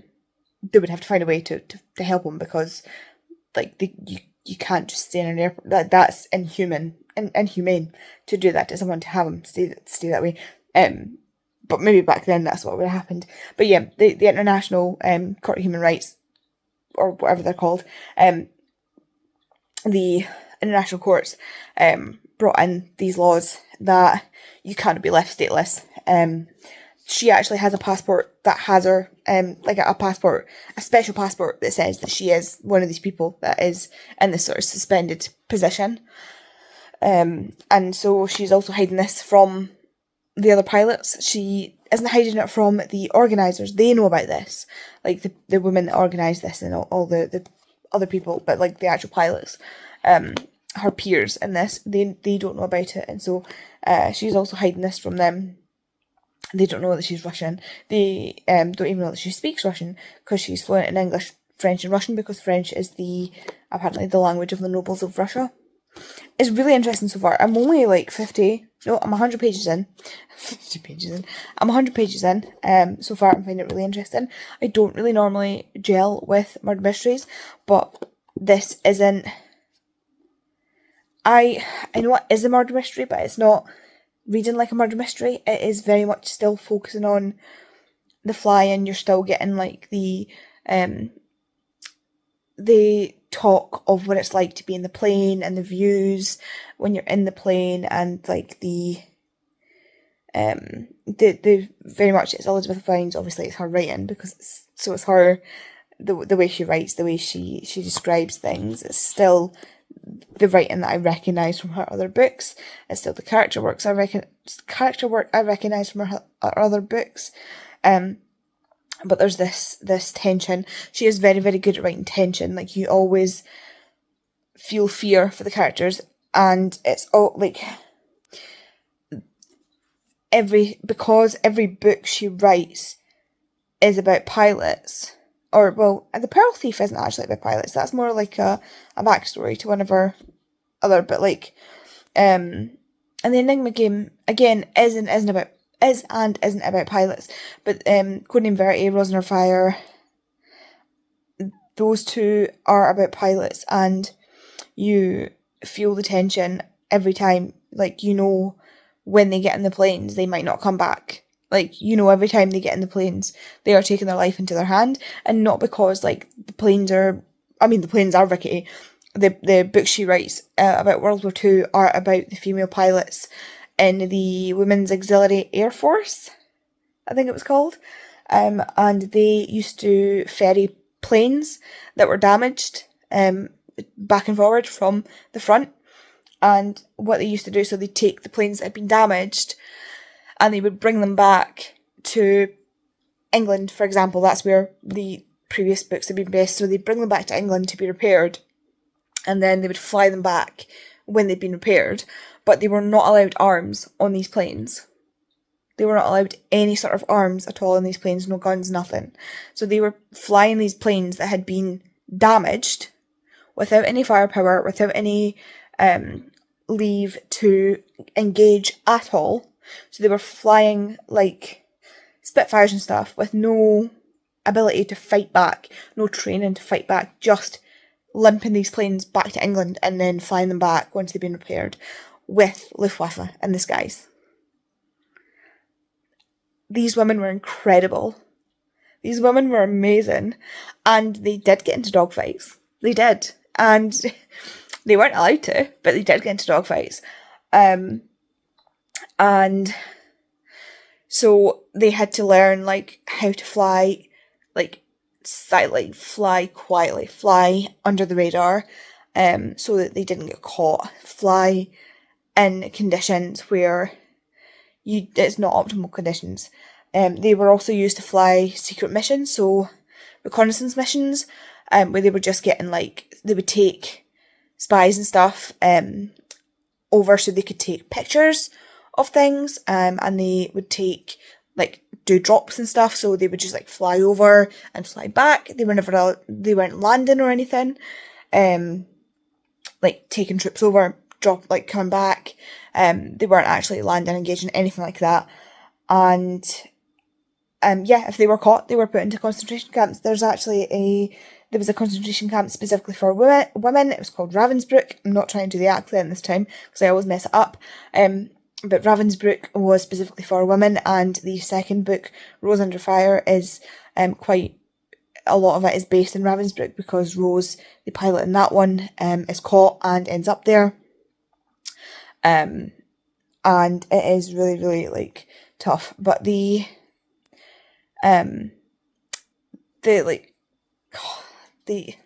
they, like, do the calls and stuff, so, like, pilots would, like, wiggle their wings at each other when they pass each other. So, like, they would dip their wings at each other to say hi and stuff.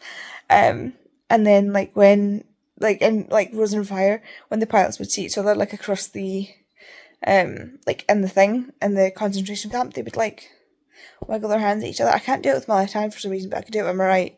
They would, like, make the plane shape and, like, wiggle their hands at each other, to say hi, and it was, like, a really, like, so they didn't get caught, and it was just, But yeah, so, like, there's still that feeling of anticipation when they get in the plane, because now there's this thing of, like, am I going to be next? Is someone going to try and... Because the plane she's flying is not the greatest plane. Like, it's not fast. It's not built for speed. It's not built for, like, you know, and there's still this war brewing. Germany are still bombing places. It's...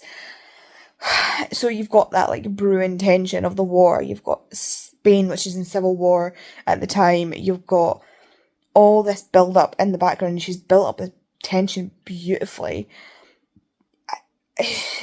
Honestly, Elizabeth Wine, she is a historian and she is a pilot, and that just lends in so well to the tension and to the atmosphere that she creates in these books. And yeah, I think she's done a wonderful job so far. Like I say, in this book, so far, 100 pages in, and she's built that up absolutely beautifully. I've also had we've got the chaperones in here. 3 of the chaperones so far are aces, flying aces. So they are 3 men who fought in World War One, and fighter jets, fighter pilot. They were fighter pilots. They didn't fly in jets because jets didn't exist yet, but they were fighter pilots who fought on different sides of the war. One of them is a French pilot who was born in Martinique, and he is a black freedman, who is one of the, I think he was the only black, in this, like he said, in this, he was the only black man in the squadron, and he has like a very high kill count and a very high like damage count for other planes. Like he took down a very high number of planes. So he's like seen as a war hero.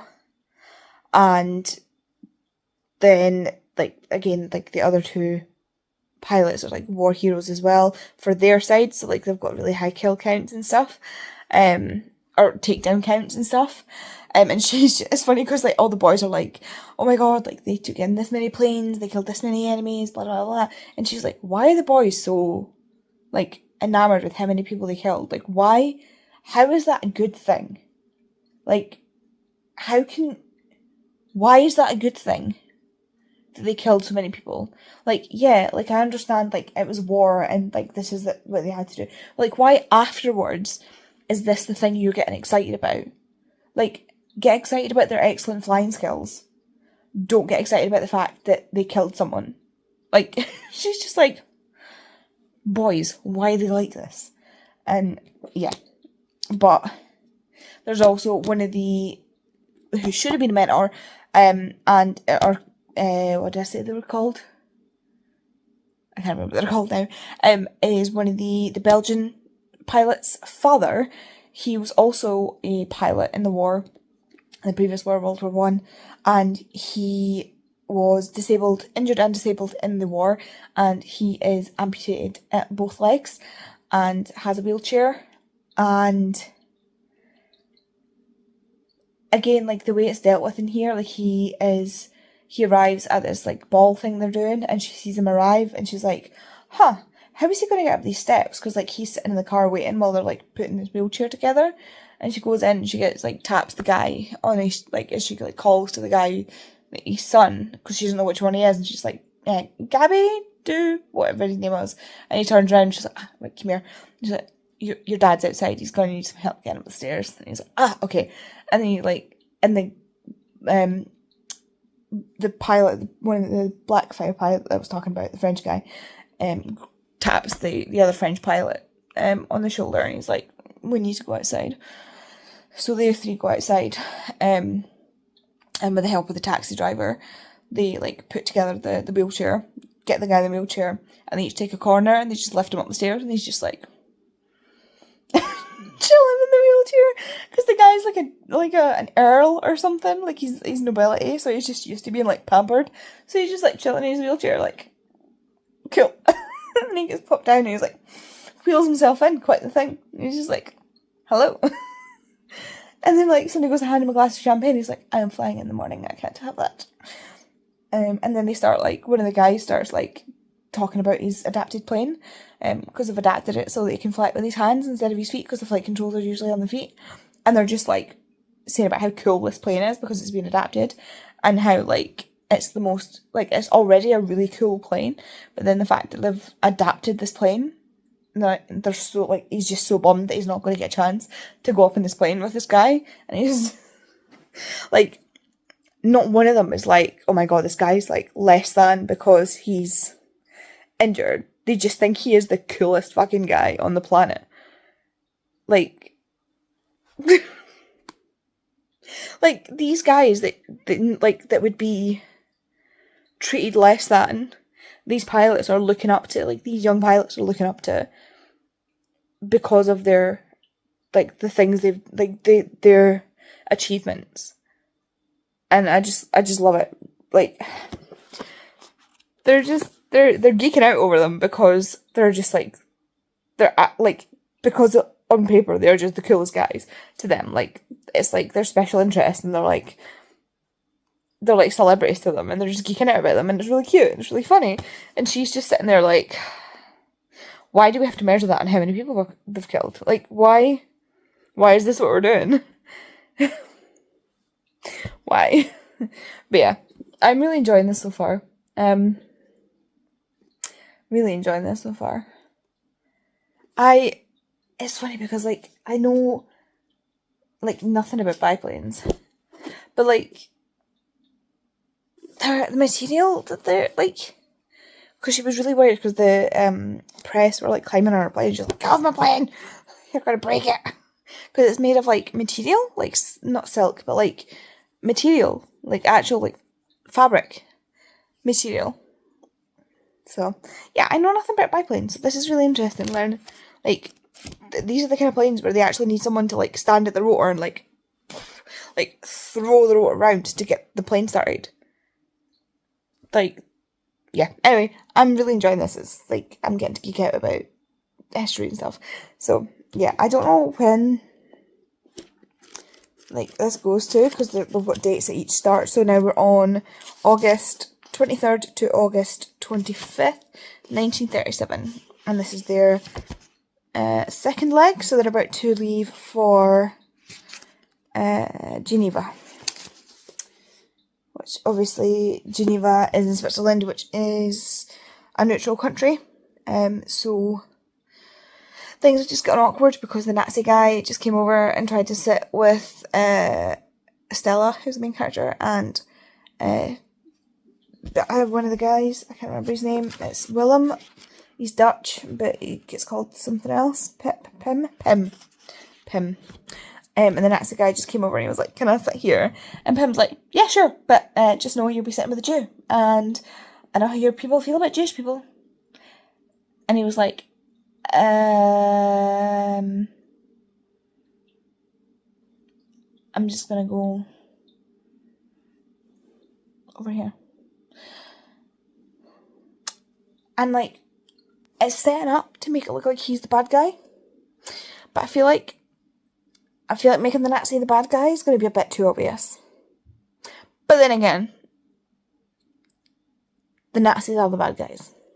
But, like, he's also only, like, 17 to 20 is the age range. So he might be quite young. And the German guy is 19. So, like,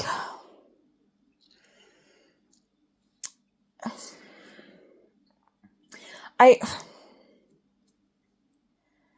don't, it's such a nuanced thing. See, this is the thing about, like, Nazi Germany, is that the people weren't necessarily, they didn't necessarily believe the things that the Nazi party, like the actual people in charge and some of the higher up soldiers, truly believed. The people were just kind of swept up in it, and some of the people were scared for their lives.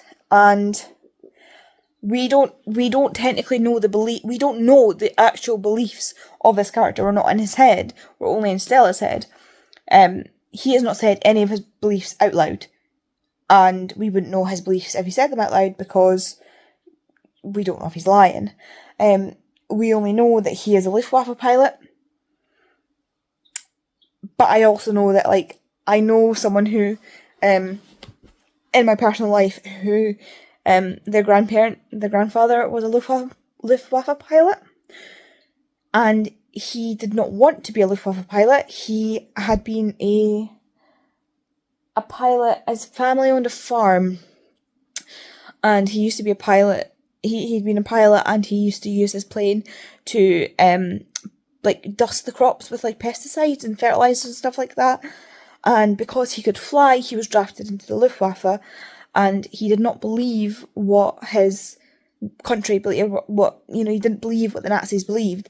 And so, very, very early into his flying career, he crashed his plane. He crashed his plane, past enemy lines and got himself taken as a prisoner of war, on purpose, and then moved to Scotland. And that's how he met his wife. And ended up here, and stayed because he did not believe what his country was doing was right and wanted out, and knew that if he went back after purposely crashing his plane, and he destroyed that thing. Like, he made sure they could not use that plane, and he made sure they could not use his skill as a pilot. He didn't kill anybody, he never shot anybody, he made sure that he didn't believe what they were doing, and so he refused to do anything about it. Like, he refused to actually participate. He knew that if he went back, he would be killed, and so he did what he could, and he crashed his plane past enemy lines and got himself out of there.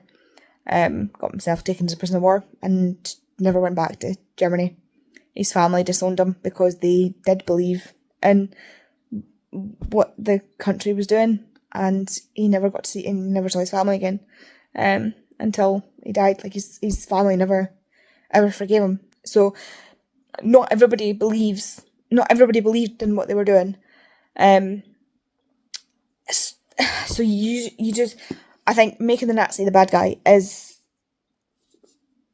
not necessarily like, that seems like the obvious choice, but then is it not the obvious choice because it's the obvious choice? Am I thinking too hard about this? Because making the sweet innocent, like, baby face one, the sweet innocent baby face one is the Jewish one, making him the bad guy would probably be a bit too controversial. You know? I don't know. I can't decide who it could be. So, see, this is why I don't read murder mysteries, because I need to know. This clip's getting too long, Andy. You need to wrap it up. Anyway, we'll see what happens. I don't know if this is going to be like one of those ones where, like, people keep dying, or if it's just going to be like one of them. This is why I don't read murder mysteries. This is what happens to me. Who is it? Who did it? Who done it? You need to tell me who done it. I need to know. Damn it. This is why I don't read murder mysteries. Because I need to know. Right, okay. That's fine. I'll figure it out. Let's see if I figure it out before she figures it out. I told myself I wasn't going to do this, and now I'm doing it. Right. I'm going to go. What time is it? Let me just... Ow. Ooh, look at that. Look at that dent in my finger. I'm holding the... Look at that. So I'm holding the thing. Right. It is 22... There we go. It's 20 to midnight. I should probably go to bed. I'm very tired. I'm going to read another chapter. This is about getting to the danger zone, isn't it? Do you know what this... Right, sorry. I'm sorry. Ed and Andy, this is gonna... I seem drunk. I'm just tired. So, my sleep tracker thing through my watch, gave me the sleep animal. Yes, because it gives you a sleep animal. It gave me the sleep animal of a hedgehog because I have inconsistent sleep. I should not have started this on the week where I went to a wedding where I was there until 1 a.m. and then I didn't drive home. And then we drove home and we didn't get home until like 2 a.m. and I couldn't sleep until like 3 a.m. because that just threw everything off. And like, I know I get inconsistent sleep because my pain keeps me awake. It's not fair. It's not fair. And I also can't remember when I take my pain pills. I'm sure it's like 8 o'clock or something. I really need to keep track of when I take my pills. It's not so bad like my other pills, like, because I take them so far apart. Like, I take them when I get up, and then I take them sometime around dinner time. That's not so bad. But the ones where, because they've got paracetamol in them, I need to take them minimum 4 hours apart. And I never think to track when I take them. I was like, yeah, I'll remember. I'll look at the time, and I'm like, I'll remember. No, you won't. No, you won't. You're a liar. You're a liar and a fraud. You will not remember. You've been doing this for how long? You've been doing this for how long? You've been diagnosed with this damn thing since 2017. 2017. And you've never remembered. You're a liar and a fraud. Anyway, I'm going to go and read some more and try and drink some more water because I feel like I'm dehydrated today. This is spiraled out of control. I'm going to go and I'll speak to you tomorrow. Hello, it is Sunday and my Sunday is not going as planned. I don't know if you can see. Yeah, you can. But this has appeared. it's really quite bad in here. This has appeared on my face, and I've had an antihistamine and left it a couple of hours, and now it has travelled down onto my chest, travelled round to the other side of my face, and it is just getting worse. I'm now starting to get itchy, like behind here, and it's starting to feel swollen and red, and my scalp's getting really itchy. I can see around here, I've been taking pictures and stuff, and like see in my scalp that it's all like red and inflamed as well, and it's itchy. I've taken antihistamines. Like I said, it's not going away. It's getting worse, if anything. So I am going to go through and go to one of the pharmacies that's open on a Sunday and hopefully see a pharmacist. They have to have a pharmacist because they can't legally give out any sort of medication. They can't even do it over the counter without a pharmacist. So I'm going to go see the pharmacist, and hopefully it is just something that's like, I don't even know what this is. This is what. So this what's going on here. This is what happened to my arm when they gave me cyclazine for the first time. But what actually happened is that they had a cuff on me for the blood pressure, like a blood pressure cuff on me, and it inflated as. So they had the cannula in my hand, like the thing for like drips and stuff, and they had put the cyclazine in that as the blood pressure cuff had tightened. So it got trapped in my arm. So my entire arm went like this. Like my whole arm was red like that. And she was like panicking because it was trapped in my arm. And she was like, oh no, like because it had a bad reaction, like an allergic reaction to it. So I think this is an allergic reaction to something, but I cannot, for the life of me, I've been scouring my tiny brain to think what I could possibly have a reaction to. And the only new thing in my life right now is my medication, the topiramate. And I've been on that now for at least a month, maybe 2 months. You can have delayed reaction to things like this. So that's the only thing I can think of. We specifically use the same washing powder stuff because Kay's allergic to some, I'm allergic to some, and Douglas is allergic to some, so we always use the same one because it's the only one all three of us are not allergic to. I've not changed any other medications recently. I use the same perfume, I use the same deodorant, I use the same soap, I use the same shampoo. None of that has changed. None of that has changed. Like literally, oh, this is getting really itchy. The only thing that has changed is the topiramate. And actually, this I did have this bit here. I had that the other day, and I thought I thought I'd like rubbed my skin too hard when I had washed my face, and that's why. I've not eaten anything new. Like everything I've eaten has been stuff that I've eaten before. Like nothing is new. Nothing is new. So I don't understand what's happening. Oh, I'm starting to get a reaction to my arm. That's actually weird. Oh, I'm starting to get like a pin. I don't know if you can see that. I'm starting to get a reaction to my arm. I've had antihistamines, which is why I'm starting to worry, because I've had antihistamines and yet the reaction is getting worse. So I'm going to go see a pharmacist. Hopefully they won't send me to the hospital. I am also allergic to a family of antihistamines, so, and a family of anti-sickness drugs. This is really getting worse. Oh my god. I can't see that, but I can feel it's actually... Right, I'm going to go before something really bad happens, and I'll update you later. Hello, it is your blotchy-faced friend here. Look at that. And that, it's just great. So, I went to the pharmacy. The pharmacist said that... Basically, I ran through all this, but it's getting hot. Like this bit. It's getting hot. Ran through all the bits with him, and he was like, doesn't sound like anything like overly concerning, because it's not itchy. Now it's getting hot, but at the time it wasn't hot. It doesn't sound like anything overly concerning. Like it blanches when you, I don't know if you can see that, but like it blanches, so it's not measles, meningitis. It's not meningitis. I've been inoculated for that. It's not measles. I've been inoculated for that. It's not hepatitis. I've been inoculated for that. I've been inoculated for friggin' everything. I'm doing a COVID test now, just to make sure it's not that. I mean, I've been doing COVID tests for days because Bobby got COVID, and we were in contact with her, and it's been coming up negative. So if this one miraculously comes up positive, don't know what's happening because I was testing like daily. Now I'm getting itchy. I don't know how. See, this is the thing. Like, I saw a thing about somebody saying that ME, or I can't remember what ME stands for. But it's chronic fatigue syndrome. It's another name for chronic fatigue syndrome. But I can't pronounce what ME stands for. And someone was saying about it being psychosomatic, or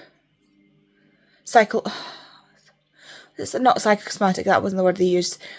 They said it was a psychological condition, and I was like, even if it was psychological, doesn't make it not real. Depression, anxiety, all the schizophrenia, psychological conditions, still makes them real. But, like, psychosomatic also doesn't mean it's not real. It also doesn't not mean it's not real. That was a lot of negatives, I got myself confused there. So a psychosomatic condition is a condition where your brain is so convinced that it's real that it makes it real. So, like, for example, or like, I might be wrong about this, but like, for example, stress-related physical symptoms can be, I think they can be referred to as psychosomatic. So, like, say my body, this is a stress response. For example, like, I'm stressed mentally, so my body's response is to be like, and do this to me. That would be a psychosomatic condition, but you can see it, so it's real. It's obviously very real. That's not what, I don't think that's what this is, because I'm not stressed. Like, I don't feel stressed. I'm stressed. This has made me stressed. You can't even see it properly on the camera.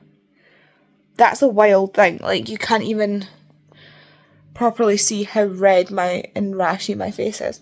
Like, even my ear is, like, on fire. But yeah, I can't remember where I was going with that. But yeah, it's actually moved down onto my chest as well. It's like, Mum was saying it's really funny that it's this one and not this one that it started on, because like this one's getting lasered, so you'd expect if something was going to happen, like, it would be there. This is a reaction from the second skin that's still not gone yet, but down here I've got little pinpricks that might be more allergic reaction, might not be, I don't know. But this is starting to get itchy down here. This is hot. Mum wants me to go to A&E, or like call 111. To go out not A&E, out hours. But the nearest out hours is the A&E. It's in the same place as A&E, so I just refer to it as A&E.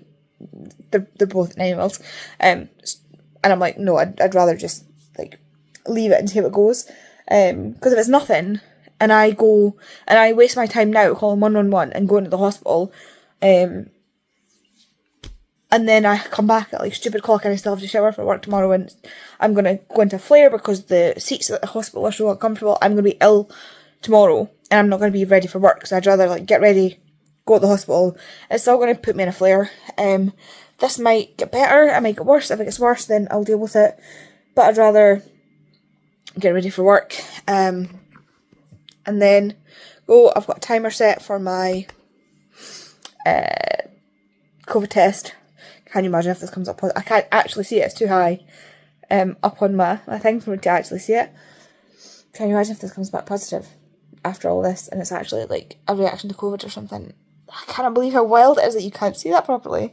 You might be able to see it better like on screen than I can on the phone screen, but like, it is unreal. Like, it's so splotchy and red. But like, I also feel like my throat feels really sticky, and like, I feel really like you know when you're getting a cold or like a chest infection and you feel like it's like there's like a pressure on your chest and you can't breathe properly. That's how I feel. But I can't tell if that is because I am worried about this and that's giving me those symptoms, or if those symptoms are part of that. So I'm just trying to, like, chill myself out. But yeah, like, we can rule out, like, meningitis, measles, shingles, chickenpox, like, there's so much that can be ruled out. Kay was saying there was somebody, like, even, like, look at this, see this, but here, this is actually really swollen. My eyelid's actually really swollen here. There was somebody at Kay's work who had a quite bad skin infection. She said that's what it looked like, where she had the infection, and they had quite a struggle to get the antibiotics to kick it in the ass. But the pharmacist, they didn't even bring that up. It's clearly not fungal because it's, one, moving too fast, and two, not concentric. It's not like, again, you can't really see that well. It's not in, like, it's not circular in the way that a fungal infection would be. And again, it's jumping, like, too fast. It's obviously coming from, like, underneath. Like, it's my skin freaking out underneath. So, I think it's some kind of, like, it's coming from inside my body. So, it's coming from either my lymphatic system or my circulatory system. So, I do think it's an allergic reaction to something. I just don't know what. Well, I think it's either MCAS or it's a reaction to my topiramate. The only thing is, like, I won't know. I don't know. Like, I, again, don't really know what MCAS is very well. I want to ask my EDS group people about MCAS, because I don't really understand it very well. And I looked it up, and again, I still don't quite understand it very well. Oh God, I'm getting a sore neck. It's still not meningitis. That's what he said to me. That's what he asked me as well. The pharmacist, he was like, do you have a stiff neck and a headache? And it's like, no. Well, yes, but no. Like, at the time I didn't have a sore neck. But, my neck's all red and hot as well. Like, I've always got a headache. That's just not, but I've not got, like, the meningitis style headache. I've just got, like, a normal headache. A normal, for me, headache. And I don't have, like, a stiff neck or anything. It's just, like, regular neck. And again, it blanches, so it's not, I did the glass test, it's fine. What's funny though is this is actually getting worse. Like, it's I end up in hospital tonight again, aren't I? I don't want to go to hospital tonight. No. I think, personally, if it's not my body reacting to an external thing, like my medication, I think it's my body telling me I've overdone it. So, yeah, we shall see. Anyway, I'll keep you updated. Hopefully the next clip will not be from the hospital. Hello, I'm still, obviously, at home. I've not ended up in the hospital tonight, so far. So good. I'm going to take some more antihistamines because my face feels sore. I think so you can still see the rash down here on my neck chin situation. You can still see the blotching out of my face. It's funny because it almost looks like acne, but it's not. Like, it's not right, it's just blotching. It's kind of gone away behind here a bit more. I don't know, this side's not, I've not looked at it, I've not taken a picture. My hair's looking fluffy. So I'm going to take some more antihistamines because my eye really hurts. Like, my eye actually really hurts. I don't really know the dosage for antihistamines, but I feel like taking 2, like, 12 hours apart is going to be fine. So, yeah. I finished Stateless. I finished it. I just finished it now. I ended up I can't remember if I think it ended up being one of the suspects that I had in my head, but not for any of the reasons that I thought it was going to be. So, nice. It was interesting in a way that I don't know if I don't read murder mysteries, so I don't know if this was like what a regular murder mystery would be like.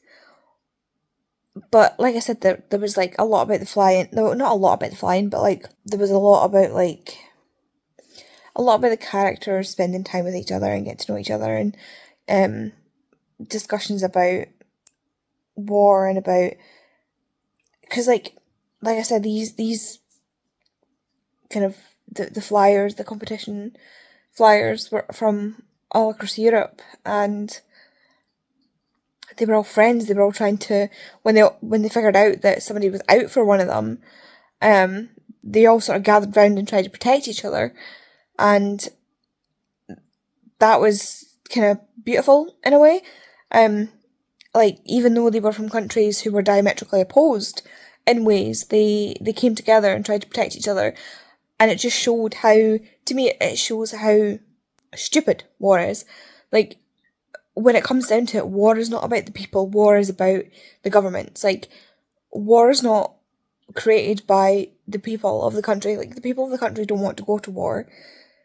It's the governments, it's the greedy, nasty, power-hungry, idiotic men in power that want to go to war. Like, that's who creates these problems, and yet these are not the people that are cause the suffering. The people that are caused the suffering are the people who don't want the wars, and that is part of what Elizabeth Vine shows so well in her books. Like, these people, these characters, regardless of where they're from, they're from countries that are both on the Allied and the, I can never remember what the other one's called. There is a name for it, and I can't remember what it's called. But basically, like England and France and like our side of the war, and then like Italy and Germany and that, like those sides of the war. There is a name for it. It begins with an A as well, and I can't remember what it is. I can never remember what it is. So like our side, their side, and then the neutral countries. There's characters from each, and yet they all get along because it's not the people that want the wars. It's like the governments. It's so messed up. It's so messed up. Yeah, I really enjoyed that. Also, like, there's so many places she could have gone with it. Like, she's plucked a moment in time where there was so much going on. So obviously, like, our main character is Russian, and her, like, this is the point in time where, like, her family is still reeling from the after effects of the Russian Revolution, where they killed the Bolsheviks, killed the Russian Tsars and the nobles, and Russia was in like this horrendous turmoil. The Russian Revolution happened before this. The Russian Revolution had happened round about World War One-ish, in early 1900s. And the Romanov family were taken and they were killed, which led on to the whole like conspiracy surrounding Anastasia and Alexei Romanov. And the people like our main character's family fled Russia because they were noble classes and were not welcome in Russia anymore. They were not welcome in their country. So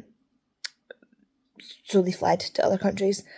Then, of course, we have the world reeling from World War One, because this is set in 1937, so 2 years prior to Britain declaring war on Germany.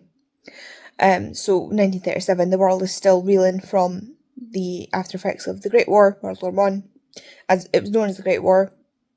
At this point, World War Two hadn't happened, so why would they call it World War One? And so, even in this, as they're flying over certain parts of Belgium and France, there's still scars from the trenches, and she sees them and she's like, God, like, I can't imagine what it must have been like. Some of the people, some of the, like, the I can't remember what they're called again, like, the supervisors, is not the word that, like, the older flyers that are looking after them, basically, fought in the Great War, and so you've got that. You've got obviously Russia's having its revolution. You're reeling from the Great War. Spain is currently going through its civil war. Italy has fascism going on. Switzerland sitting there trying to get everybody to stop being just absolutely mental. Hitler is currently, invading everybody left, right and centre, and this is set before Kristallnacht, which is the event where Jewish homes and businesses were destroyed. Kristallnacht kind of translates to glass night, I believe, where literally windows and stuff were smashed through the night in Jewish businesses, and Stars of David spray painted and stuff onto the buildings to identify Jewish buildings. It was a really big turning point in World War II, or in the lead up to World War II. At this point, it was just known, I think, as the war in Europe, because certain other powers hadn't gotten involved yet. Britain hadn't gotten involved yet. America obviously hadn't gotten involved yet. The East hadn't gotten involved yet.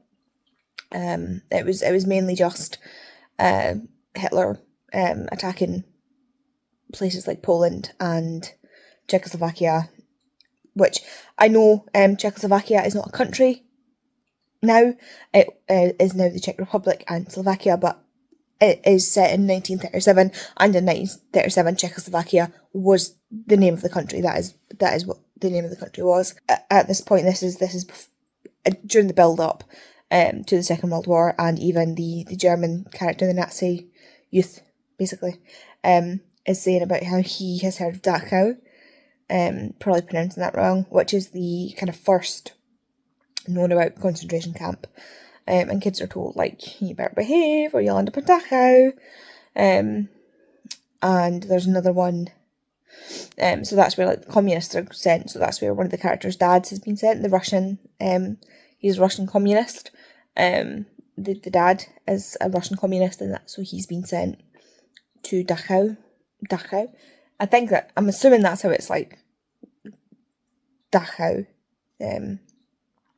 He's been sent there and never heard of again, because, concentration camp. And there are another two named work camps, but this is pre Auschwitz-Birkenau. But it is mentioned there are others that are worse that he doesn't know the name of, so this is building up to the Auschwitz. She says in her author's note that this is, she wrote this with the, keeping in mind that she knows what is coming for these characters. She knows that these characters will have to fight in this war, and not all of them are going to make it out alive. And that is actually quite upsetting to think that. Obviously, there are some characters, our main character, she's not going to have to fight because she is a female. She will probably end up in the Women's Auxiliary Air Force. It'll be interesting to see if she comes up in, if she's named, as an Easter egg in the previous books that I've not noticed, and she's taken the name and made her into a character in this.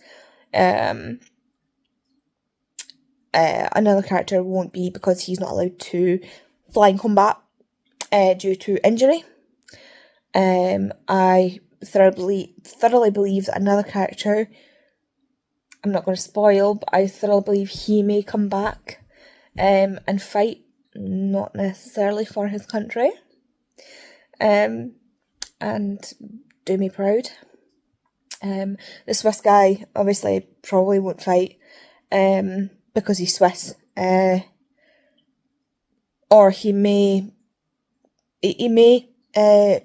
fight for somewhere like the French Foreign Legion, if that's this at the time.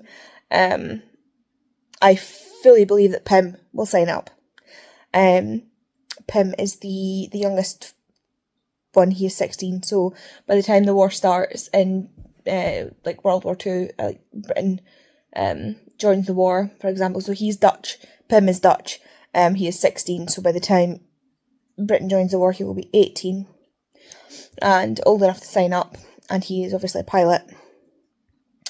He'll be 18, old enough to sign up, and he is Jewish, and he's very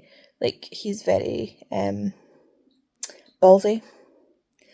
And so I feel like Pym will join up. I don't know, I'm scared. Like, a part of my heart feels like Pym might be one of the ones that doesn't come back. I'm making up like stories for like.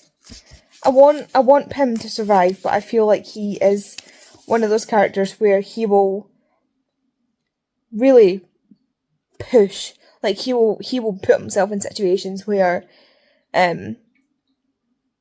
he will, like, he's so fiercely protective of his friends at 16, and he is Jewish, and if he is fighting in a war against Hitler, I truly believe that he will go all out and will get himself in trouble, or get himself, like, he probably won't come back. You know what I mean? Like, I don't know. I'm thinking far too much into this. But this is the thing. This is the thing that I love so much about World War II history and historical fiction novels and the actual, like, true life history of World War II, is that when you learn about World War II history, you learn about the arms, and you learn about the planes, and you learn about the trenches, and you learn about the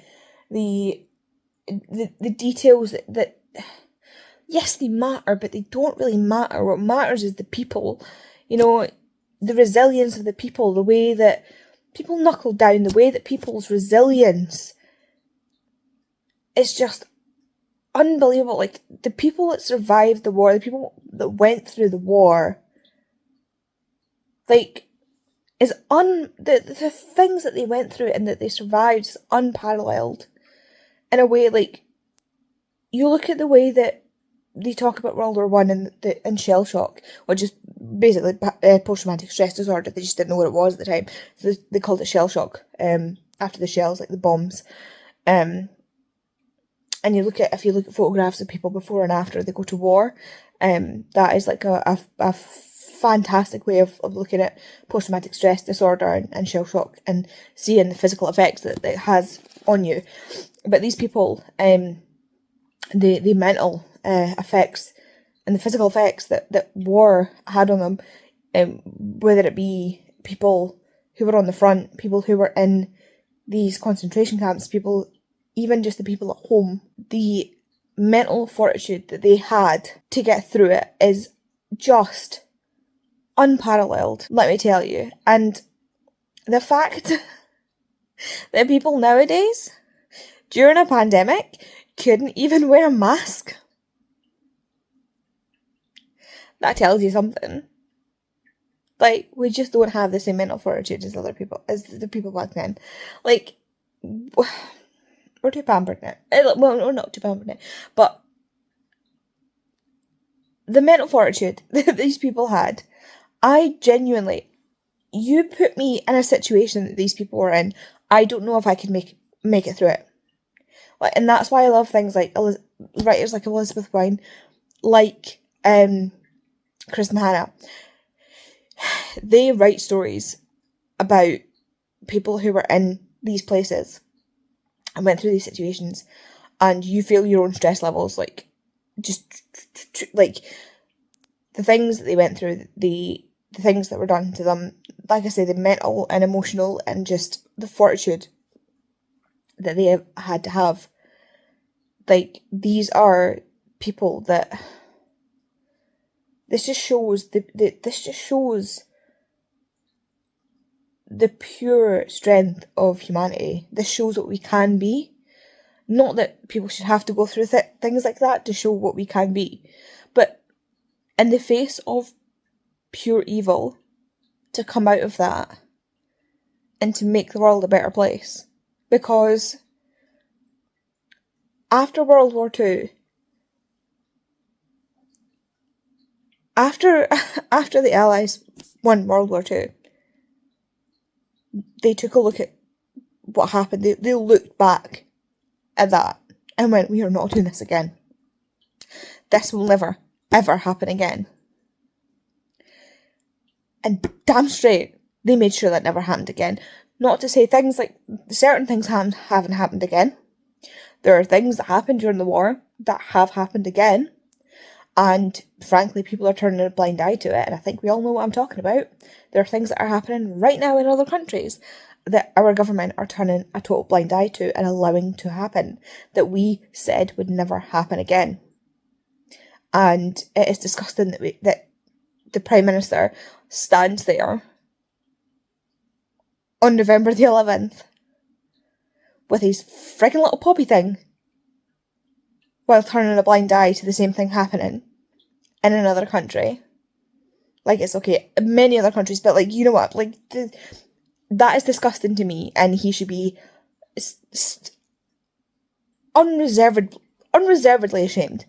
And he needs to go, like, straight to the bottom pit of hell. Like, level 9, down to down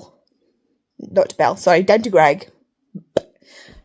That's where you're going, Rishi Sunak. Right down, all of you, your entire party, down to level 9. That's where you belong. And that's why, like, this is the thing. This is why we have Remembrance Day. Because we need to not forget the atrocities that happened during World War II. And authors like this keep it alive. And this is why I love these books. And this is why I understand that these things are hard to read. But there's a reason they need to be rehashed. There's a reason they need to be remembered. And it's such a heartbreaking thing that these people that lived through it are now getting to the end of their lives, and we are losing them because we are losing first-hand sort of accounts of these times. Not even just the people that suffered from the atrocities that happened, but people who were here, like at home, who had to ration, who had to make do and mend, who had to, pull themselves up and get by in ways that we could never in this day and age. Like I say, people couldn't even get themselves together to stick a bit of material over their face. And my great-grandparents had to have, like, an Anderson shelter in their back garden. And whenever, day or night, whatever time, if that siren went off, they had to get themselves into that. And just hope that a bomb didn't drop on their heads. They had to black out their windows. They had to grow their own veg. They had to live off of whatever rations they were allowed. They had to be home by a certain time. Like, there are so many little things that you don't think about. Like, the ways that they were policed and the ways that they had to live. And they were like, yes, we will do this because it is part of the war effort. Because it is a way that we can support the war and the way that we can support stopping this atrocity, stopping these things, and helping in any way that we can. Like, people were giving up metal objects to help with making, like, arms and stuff. Like, these are the things that people did. Like, they were making their own clothes and mending clothes and giving up clothes to make stuff for the army and making clothes for, like, kids. Like, we live in quite a rural area, and so, like, they were taking other people's children from cities and looking after them and feeding them and clothing them and, like, the things that our families did during the war, even at home, are so commendable. And we should be living up to that, and yet we can't. We just can't. We just can't bring ourselves to do it because like, we can't get by without all of our things. And it's just, I don't know where this rant's come from. I've lost the total thread of what I was saying. Lost the total thread of where I started with this. But yeah, I really, really enjoyed this book. I absolutely loved it. Elizabeth Wine literally could write a shopping list and I would read it. And I was really, really worried I wasn't going to like this, because I wasn't worried about it being YA, because, again, it's Elizabeth Wine. I have read, has she done another YA book? The Enigma game was more YA, but it was also connected to Codename Verity and Rose Under Fire. This one, because it's a murder mystery, I was really nervous about it. But yeah, this just sums up to me that she is an autobiography author. She's a wonderful author. And I absolutely love her work. I just do. This has reignited my love of World War II historical fiction. It really, really has, as you can probably tell from the near half-hour rant that I have just been on. I don't even remember what started off that rant. I genuinely can't remember. But yeah, I don't remember. Oh, and if you're wondering who I was talking about when I was talking about Belle and Greg in level 9 of Hell, I was talking about Hell's Bells, which is a TikTok. There's a creator called JC, SEAJAY.SEA, and they do a series called Hell's Bells, HELLSBELLES, and it's like a skit series about a help desk in hell. So the help desk is run by this person called Lily, and she, when she died, she got her paradise and like heaven. So this whole setup is like, when you die, you go through a judgment of your choice. So you can go through like universal judgment, which is just like the universe judges you, and you can go to, or you can choose like your faith's judgment style. And this one in particular is like the Christian hell. So like, you'll either go through the universal one, and the universe will put you to the Christian heaven or hell, or if you go through Christian judgment, it will put you through like to the Christian heaven or hell. But if you go through the universal one, but you're you're like more comfortable with the understanding of like heaven and hell, like if that's the way you understand how it works, it'll just put you to there because that's like it's the way you're more comfortable with it. So Lily went to paradise because she was a good person, and then got bored. Not bored, but like kind of bored. And so she decided to open a help desk in hell because she worked in customer service and she wanted a chance to just like mess with the Karens. And so she set up a help desk. And so when you arrive in hell, you first go to the front desk. Like death. Like desk, but desk. And then if you don't listen to the demons at the front desk, usually they go to the help desk, like the help desk, help HELLP desk, and then you're greeted by one of the other characters. So you've got Lily, who's like the one that started the help desk. You've got Sharky, who is Lily's adopted child. Sharky is a non-binary entity who died when they were a child and has kind of been bouncing around all the afterworld realms for a while, and is an absolute chaos demon and wears a shark onesie. There is Penny, who died and has like, she also has her paradise, and she kind of has like, some sort of like personal issues with like her confidence and anxiety and stuff like that, but she's working on them. There is Belle, who is Lily's now husband, who is a prince of hell. Lilith is his mother, and he is also a general. There is his full name is Beleth, but he gets called Belle. There is Greg, who is the master of level 9. Level 9 is the worst level of hell. It goes from 1 to 9. 1 and 2, you are like therapy levels, and you get like you can reincarnate and try for your paradise. 3 and down, you can't reincarnate. You're just in hell. So like the lower down, the worse you are.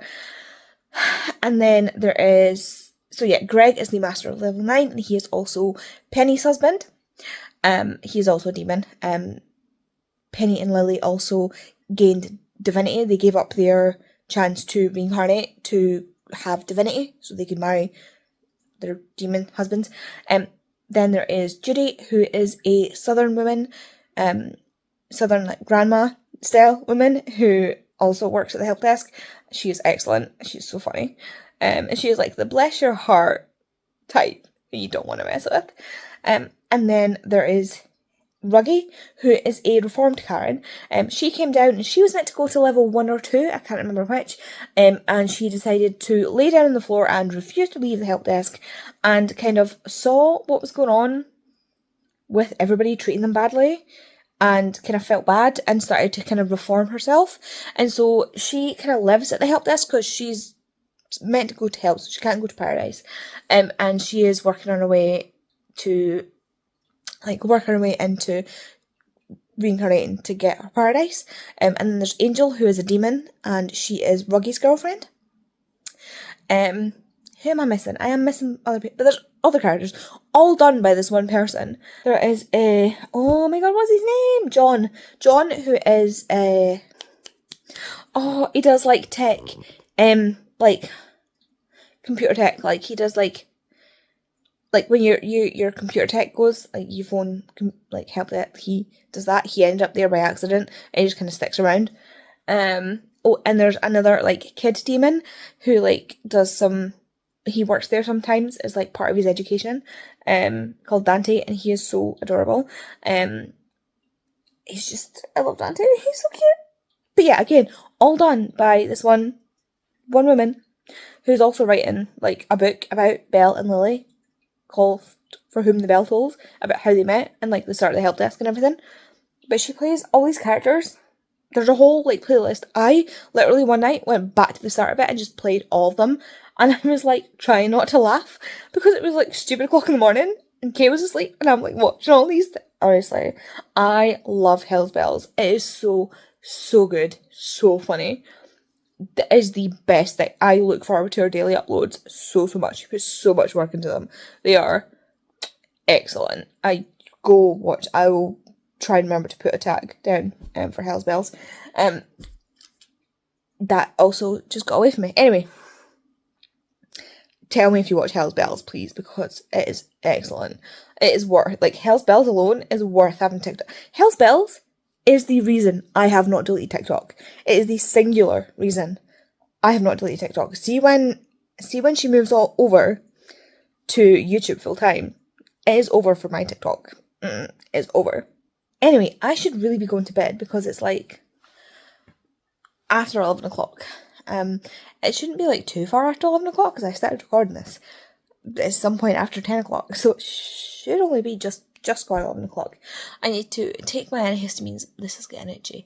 I need to take some antihistamines. What just happened? I just glitched in real life. Tech Support John. That's what he's called. Tech Support John. He has rubber ducks. I forgot what I was saying. I need to go to bed. But it is Sunday, so that means that it is the end of the vlog. And so I need to tell you what emoji to leave if you want to leave an emoji to let me know that you were here. Since I've been talking about Hell's Bells, why not leave me that, like, demon, devil, whatever it's called, emoji. Like, you know, the one where it's like the red-faced one, or even like the purple devil emoji, like, you know, whatever one floats your boat. Or got your boat. I think I'm just glitching in real life. I am fine. I'm fine. I do not want to go on a spiral about World War II again. I don't. This is what happens. This is what happens when something, like, pings at your special interest thread. And you just want to keep going on and on about it. This is going to be a long vlog to edit, isn't it? Between this clip and yesterday's clip that I filmed, that is at least an hour worth of clips, just in 2 days. So I estimate that this is going to be at least 2 hours worth of raw footage. Edit and Andy is going to hate me so much. So much. Edit and Andy, can you put a little note of how much, can you just put a little note of how much raw footage there was, just there? Just tell me how much raw footage there was, just there. Just tell us all how bad it was. It will probably still be a really long video, and I'm really sorry. But if anybody's here, you are the real MVPs. I need to shut up now. I'm going to bed. Thank you so much if you're still here. You really are the real ones. I'm going to go now before I just start gibbering even more than I already am. So yeah, thanks very much for watching, and I will see you in the next video. Goodbye.